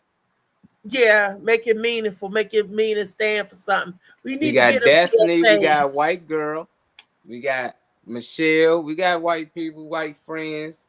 Well, Brenda Joy, we got a lot of. Living Color worked so much that Jim Curry came in and he was killing it. But we need to work together. All national, we can pull these skits off just like they do on these bigger platforms. They working together. We could do it, but and it's our PSA. We giving our public service announcement. And then look, we had one video of somebody. Now I've seen this. Why people be standing sitting on the furniture, like it was a band. A band was playing, right? It was in a restaurant, and the girl got so excited she gonna jump up and start to like, "Bitch, if you don't get your ass." Nah. Oh, wait a minute. Bitch, we outside tonight. They had to get her off. Tell her, we don't stand on our furniture here. You can't jump up and down. Have y'all seen that before? I know I ain't the only one that's seen it. That they would jump up like a band or whatever playing, and they get so hyped, they would jump on the furniture and start twerking or dancing, whatever. Yeah, I'm the only one that's seen that. Yeah, I think so. They on the furniture. Who on the furniture? Like it's a band playing, right? In the restaurant, it got music, and when people order food and stuff, and they get hype or whatever, and they get up and start standing on the furniture twerking. They get up in the booth and on the table. Hell no, I never really seen that, but like in movies, I seen it. I like when they be busting all the damn like plates and the glass and everything. They take shots and they just bust the glass. When they go umpire. Yeah, I want to do that so bad. We need to do the skit like that. To do It's it, you're gonna have to straight. pay for the glass. Look, have Yeah, you we ever can go thrown to a glass Dollar down and it Tree or don't break? something. Yeah, we go to Look, Dollar Tree or something. Get some glasses and have a little thing like that. Just break the glass. look, and then the glass don't break. You be like, He th- That's grown die. I go invest a lot more and sell them for $10. They on break.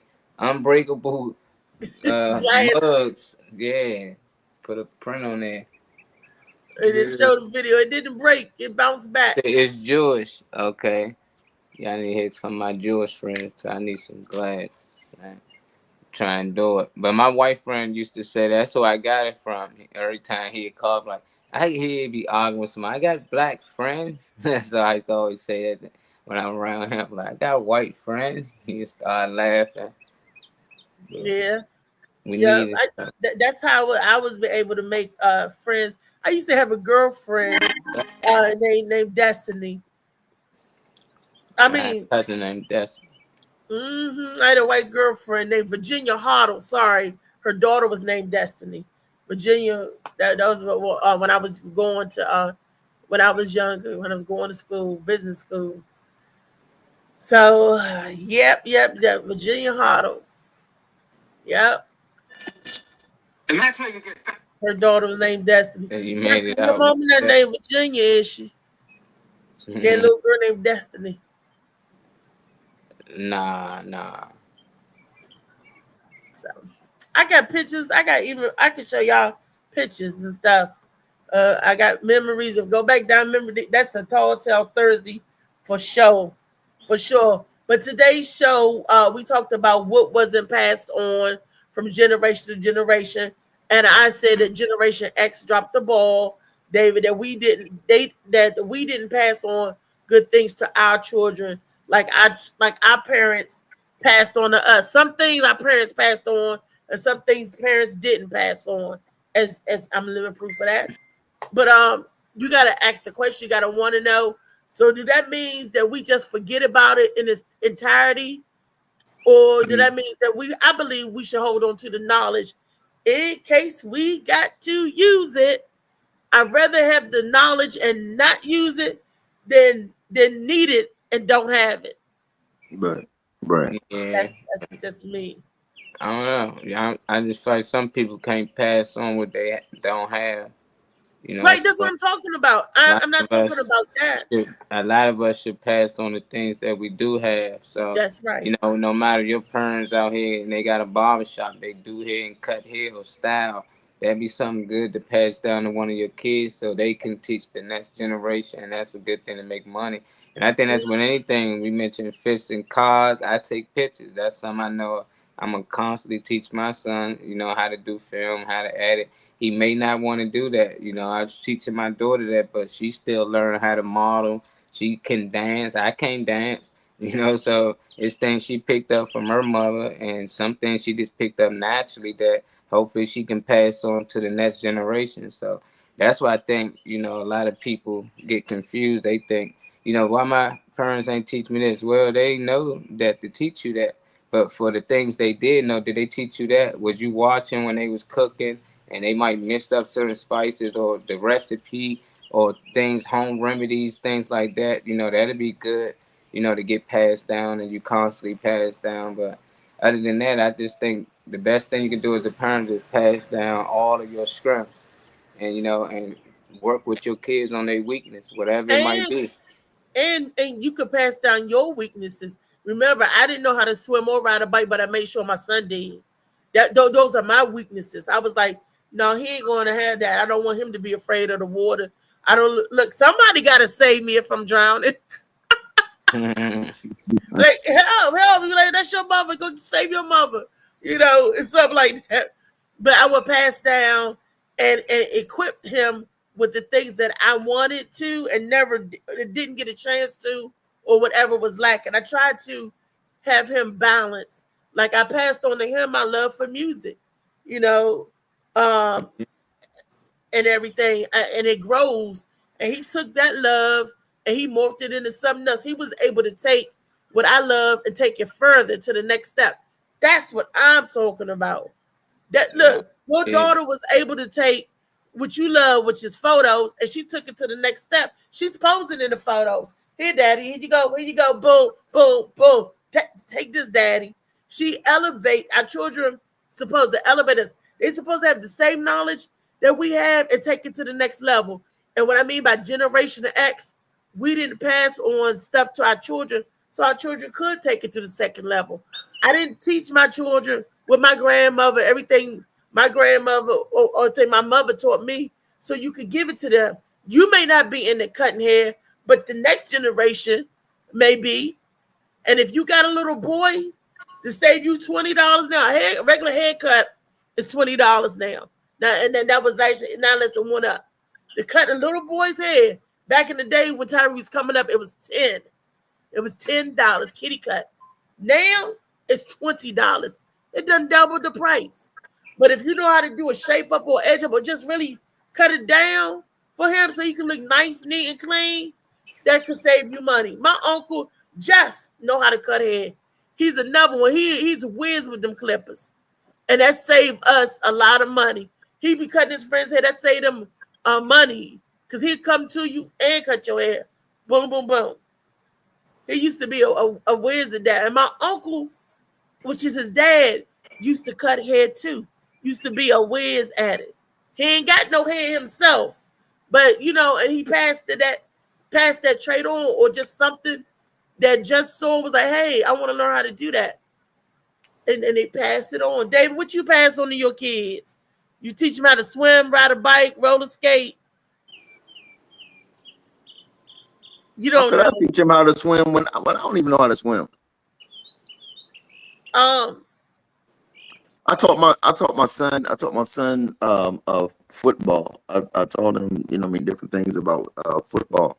How to be a team player, and that helped cultivate them. So you took your love for sports and passed it on to your children. We all pass something down. We don't know, but we try to do something for our kids. Who else? Destiny, what you pass on to your daughter? What she say? That said, her daughter is so much more well behaved and way more understanding than she was at that age. Oh, Destiny was a brat. Was you one of them kids that you be like, Johnny, sit down, Johnny? No, bitch, I'll kill you. That's their favorite out. Baby, and do it. Weed is good, man. Weed is different. That's all. No, you probably don't understand. It's just different, but I love it. That means that she don't mind being an outsider, being different. Yeah. I'm cool with that. Being a loner. But certain things I couldn't do. I still couldn't cuss my mom out. I get the hell slapped out of me. But I seen some kids. Ooh, and my nieces and nephews, some people in my family got children, and I just be like, you're not going to address that?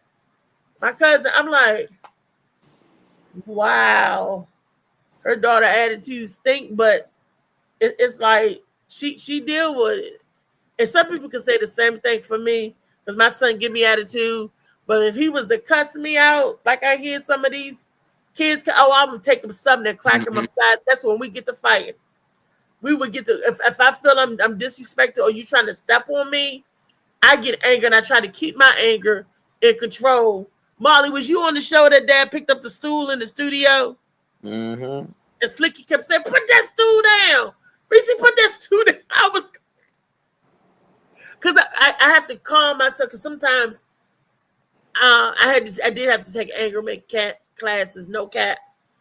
Turn Up Tuesday, I had to go take anger management because I would be so explosive. I was so reckless and in the moment, because when you don't think, you put yourself in danger and the people around you in danger because you're so reckless and at that moment.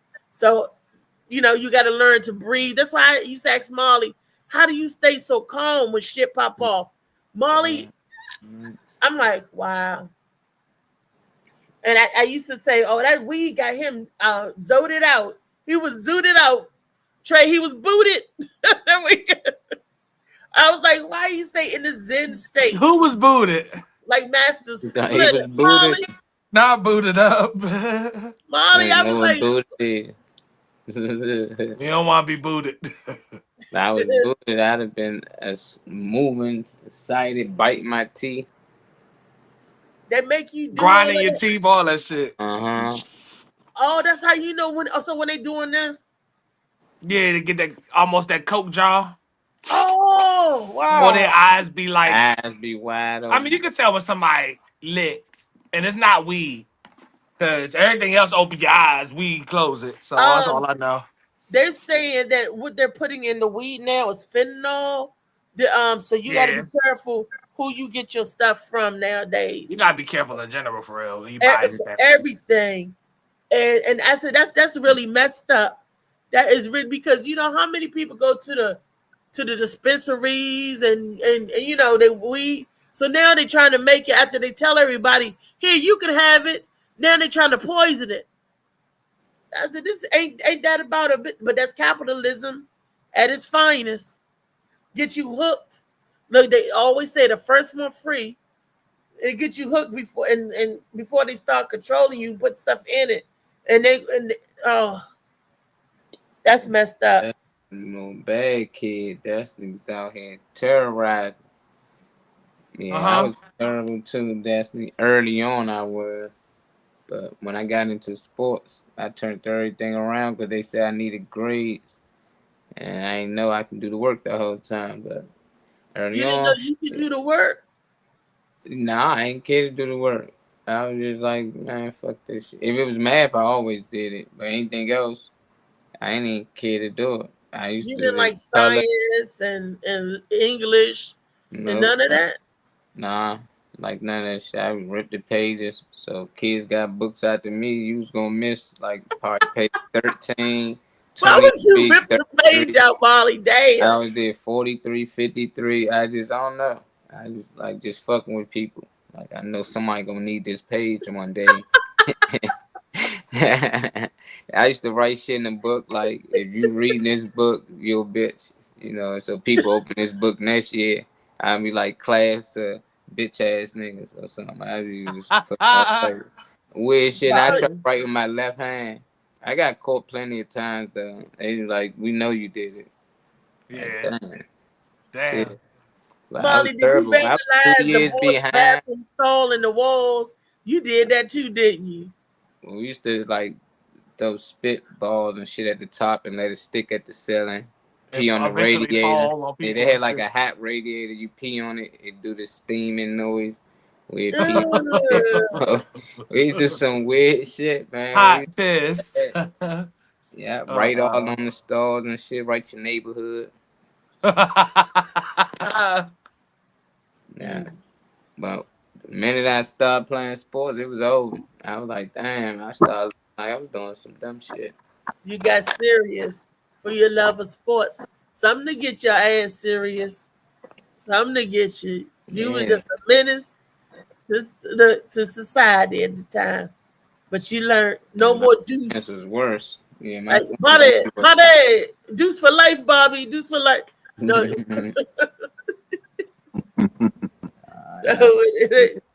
So wow. Nope, no. Teachers just don't care. Teachers don't care.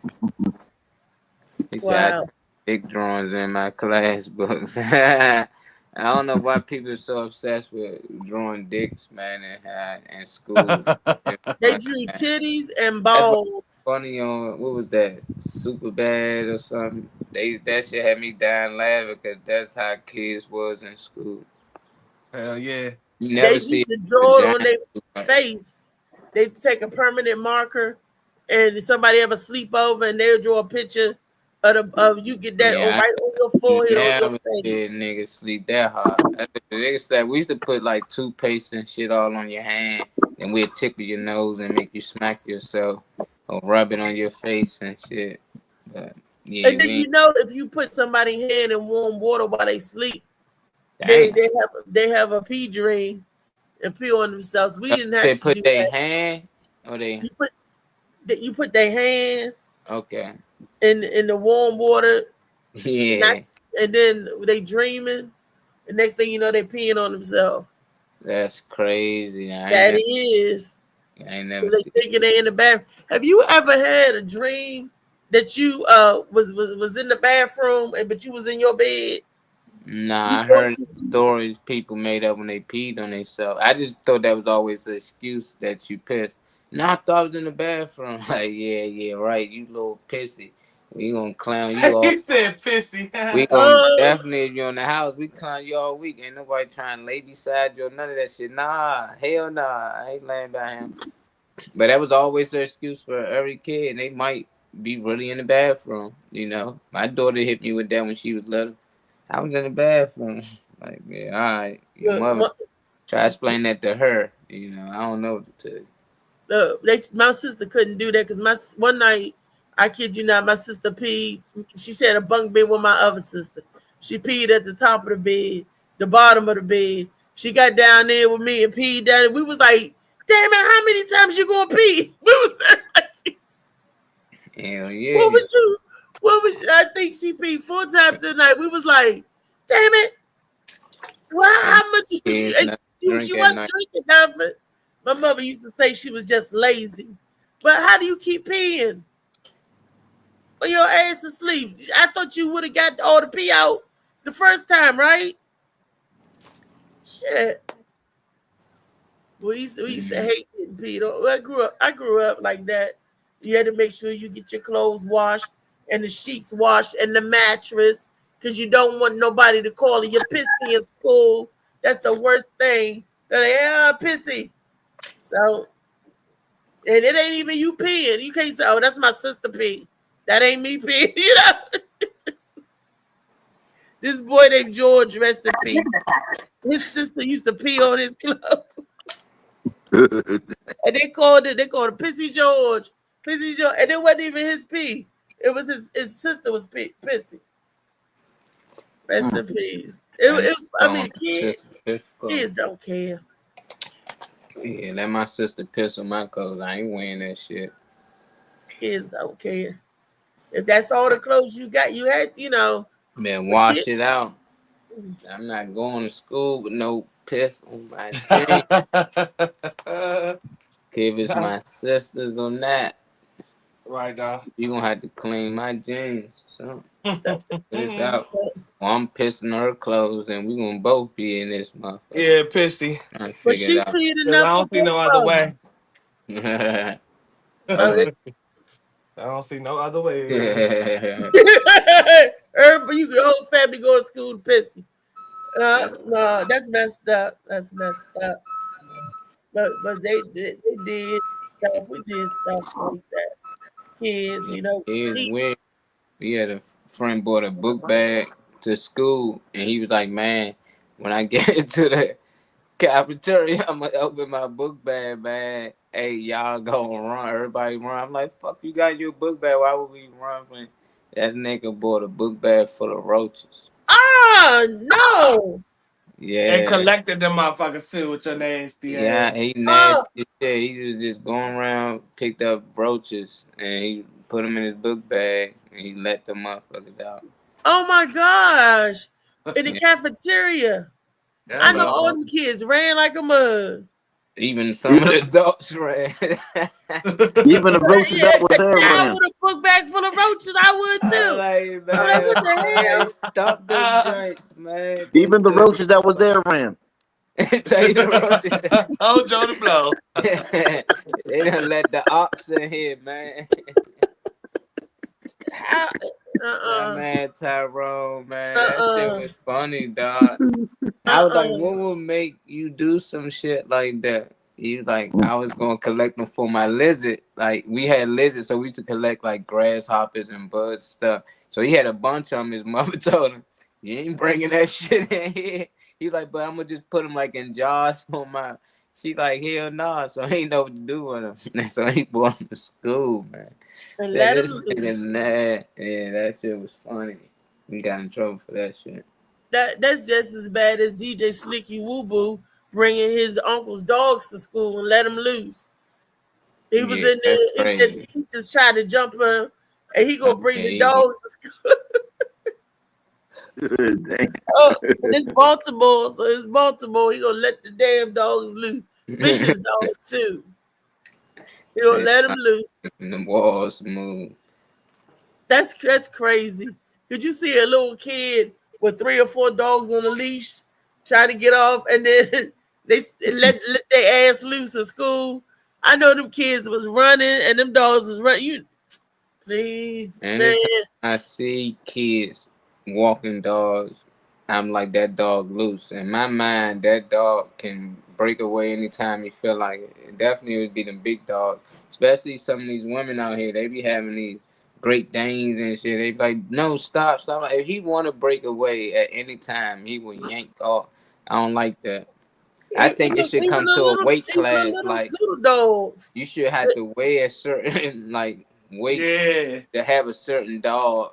You know, like even me, I'm small. I shouldn't be able to have a Great Dane out this joint. Like, I can't contain it if for some reason he decided to lose it. But if I got some little Yoki or something, hey, chill out, Slim. You know, it's Yeah. like Still out trade them cash. big What was the hits other and one? Those little cute little dogs. cash money. That's cash and May. Cash and May. You know, you could handle them. Look, Rodney said you came in there with a smoky Yeah. jacket and with 2 toy dogs. Like, He talking Marty had survival brain. Hey man, fuck that. Hey, that's like seeing a kid driving. You can be like, oh, what the hey, let me get around this one. Yeah. but 8 they years old driving a pickup truck. You're like, nah, is he touching like how is he doing it? That's how I be looking at these kids be walking 3 pits and they be having them all on a leash. I be looking like, who? Nah, I ain't even gonna talk. I'm gonna walk across and keep it moving. if it's taught, like my dad used to take us in the pickup truck and let us drive through the woods. And my sister Mhm. Shonda was like 9 at the time, and she behind the truck. We were scared when she get in the truck because the rest of us had to sit in the back. It was a pickup, so he let us take turn. That was so dangerous because somebody could have crashed the car, and we in the back of the pickup. What if somebody would ran into? Last We'd have been time, gone. And yeah. we in the woods. When I look back, that was dangerous. But we didn't nobody see no threat in it, you know. But anything could have happened. And we just on the back laughing, leaves hitting us in the face and stuff. And we just laughing and you know, that was dangerous. When I look back. But we did dangerous stuff. But walking dogs or walking animals and then they get loose and then you be charged. Then they gotta put the poor dog down. They gotta put the dog down for being a dog. Okay, Sad. Jack said she can control him. I don't know. David, you got pets? You got animals? He had them birds, man. David, His birds passed. other than the birds, did you have animals? Pets? Do you? You still on mute, Dave? Oh, he on the phone. Yeah, Oh, yeah. Grass. he on the phone.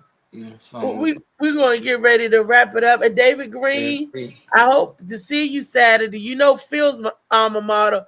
Phil said if you show up, he'll put you on the mic. Right. Don't do that. Don't do that. You better hear Talk from to Phil, but Phil gonna be on the Don't show dare hear tomorrow. from Phil. You get all the way up there, Phil. Like, I don't know what they talking about. You right? Ex Phil. Make sure, but that's what he said. If you come up, that's Don't what he fall always for the say. cheese on the cracker. That's what he said. But make sure to confirm that it's right.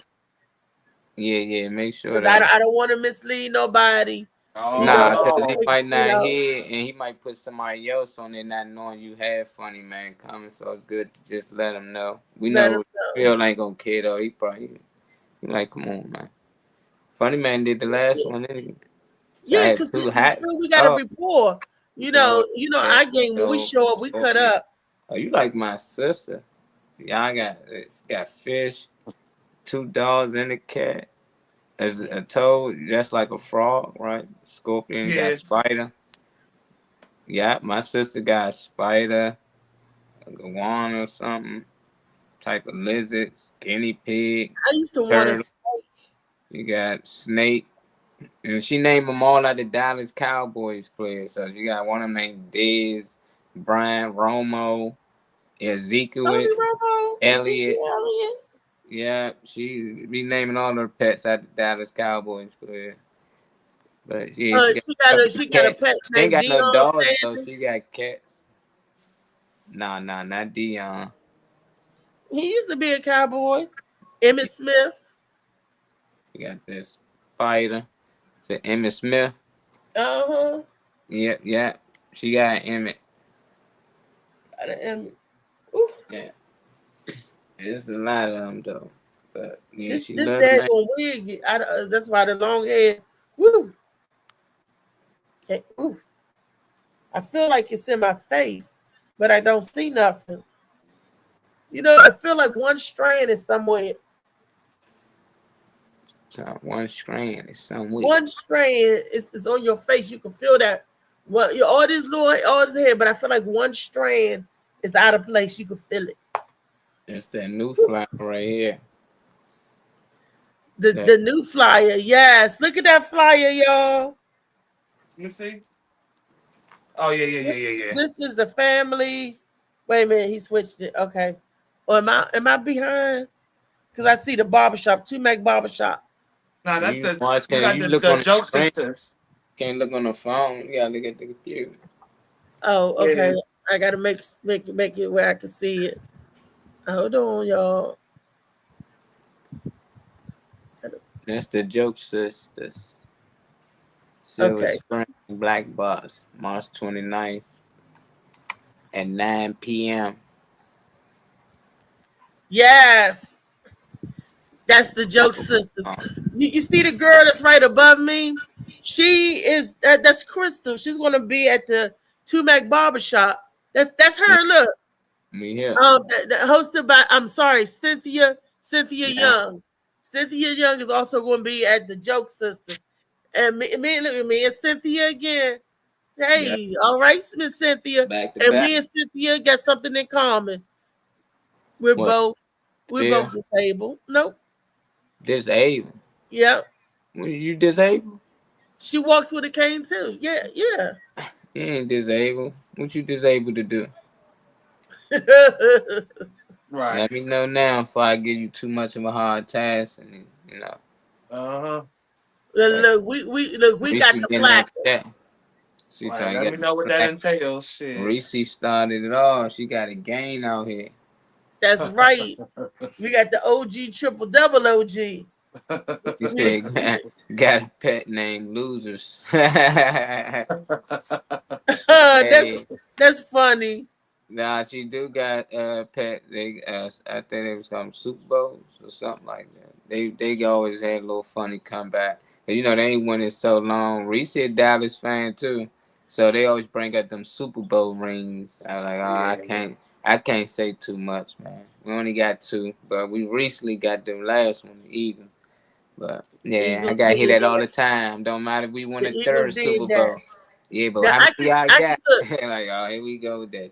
I can see the people name at 2Max Barbershop. I gave the address to 6307 Georgia Avenue, Northwest Washington, D.C. And on it is going to be Ace Jackson. I don't know Ace Jackson, but I can't wait to meet him. Okay, I know Lakeisha Poole.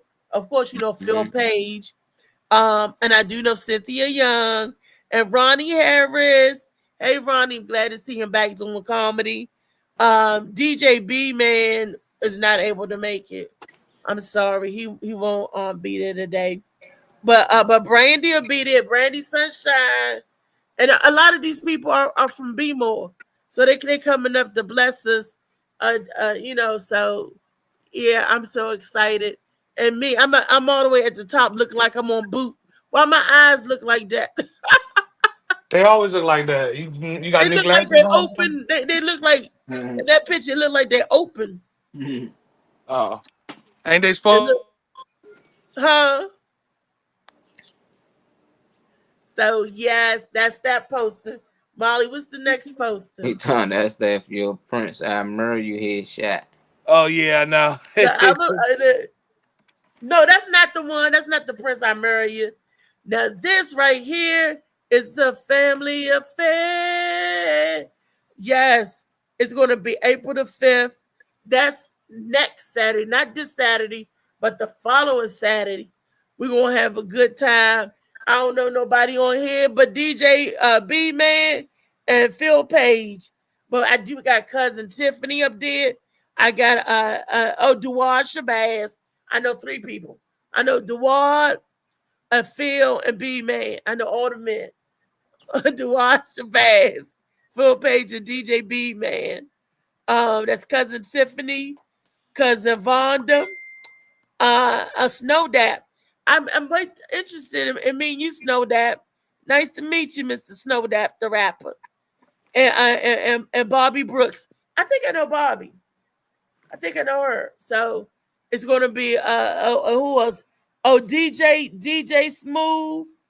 Yep, I can't forget DJ Smooth. Did I get everybody's name? Althea McFarlane, featuring Althea McFarlane. Yes, baby. Althea, do your thing, girl.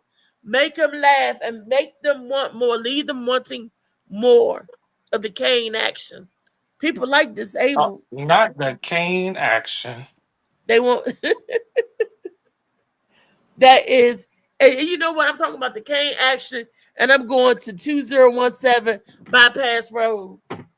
Bypass, don't that sound like it's like that? Don't that sound like it's disabled? You going to Bypass Road? I'm going to Bypass Road. And that's Pocomo City, Maryland. It's going to be a cash bar. It's available, yay, for the cash bar. From 6 to 10.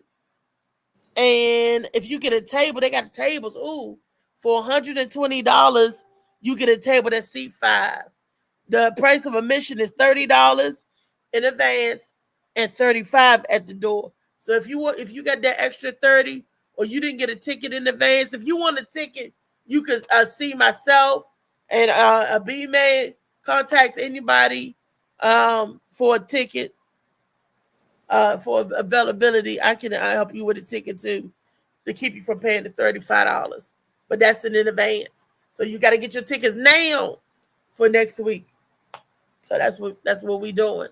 Okay, I see that, and the next flyer. I got one more. Boom! Oh, suggity. That's Silver Spring, the black box, and that is the same day that we doing the barbershop. Oh, Miss Cynthia Young, we're gonna be busy that day. We got 2 shows then that day. You might have another show in the middle, Cynthia. So we might have 3 shows. So far, we booked for 2 shows. And on this, other than Cynthia and the Gwen Factor, I don't know the other 3 ladies. I can't tell you their name because I don't recognize them. And no, that is not Lee at the top in the hat. So if anybody looking, because I had to look, I was like, oh no, that's not her. That's somebody else. I don't think nobody asked or said anything about it. So I'm looking at the people names and stuff. He said, I love how you crack yourself up. Who, me? Yeah. I crack myself. Oh, okay. It says this is a joke, sisters. Sisters with a joke. That's right. Featuring Missy. I can't see that name. Missy something. Is that Missy? I'm making it big. Hold up. Now, That's the the big screenshot of this picture got the music on it. So it's just a screenshot, it's not actually the download. So whoever posted this had that song. Oh, okay. Oh, that's Missy Elliott music. Okay. I'm about to say, oh, Missy Elliott gonna be there. Everybody would have been buying tickets like Missy Elliott be there. But Gwen Factor is gonna be there. She's gonna be your headliner for the night. The Gwen Factor. Be there. This world is getting colder. I'm not going nowhere if I cannot take my boat there. My mind was bred a little different, yeah, from my own past. If I see heat, why the fuck would I wanna go there? Mama, I make you smile. Wellness Wednesday, y'all. Mama, your little nigga came from Wildland. Mama, always got in trouble, I was shouted. Mama, now I'm staring at All right, y'all. I'm gonna head out. I gotta take somebody for a job interview. I hate to be the reason why they get fired. Oh my God. I mean, not get the job. Not get hacked. Yeah. That is not All right. Alright. Wellness Wednesday. Now, y'all. Really gonna be there for me. I wish you could be here to see me the day I start touring. Shit be on my mind every second when I'm not recording. I'm waking up conversating with the Lord every morning. I mistakenly took the wrong path, I had to rewind. I fumbled trying to move too fast, I had to keep trying. Growing up I got in trouble, told myself to keep lying. So much stress be building up, swear I be needing me time.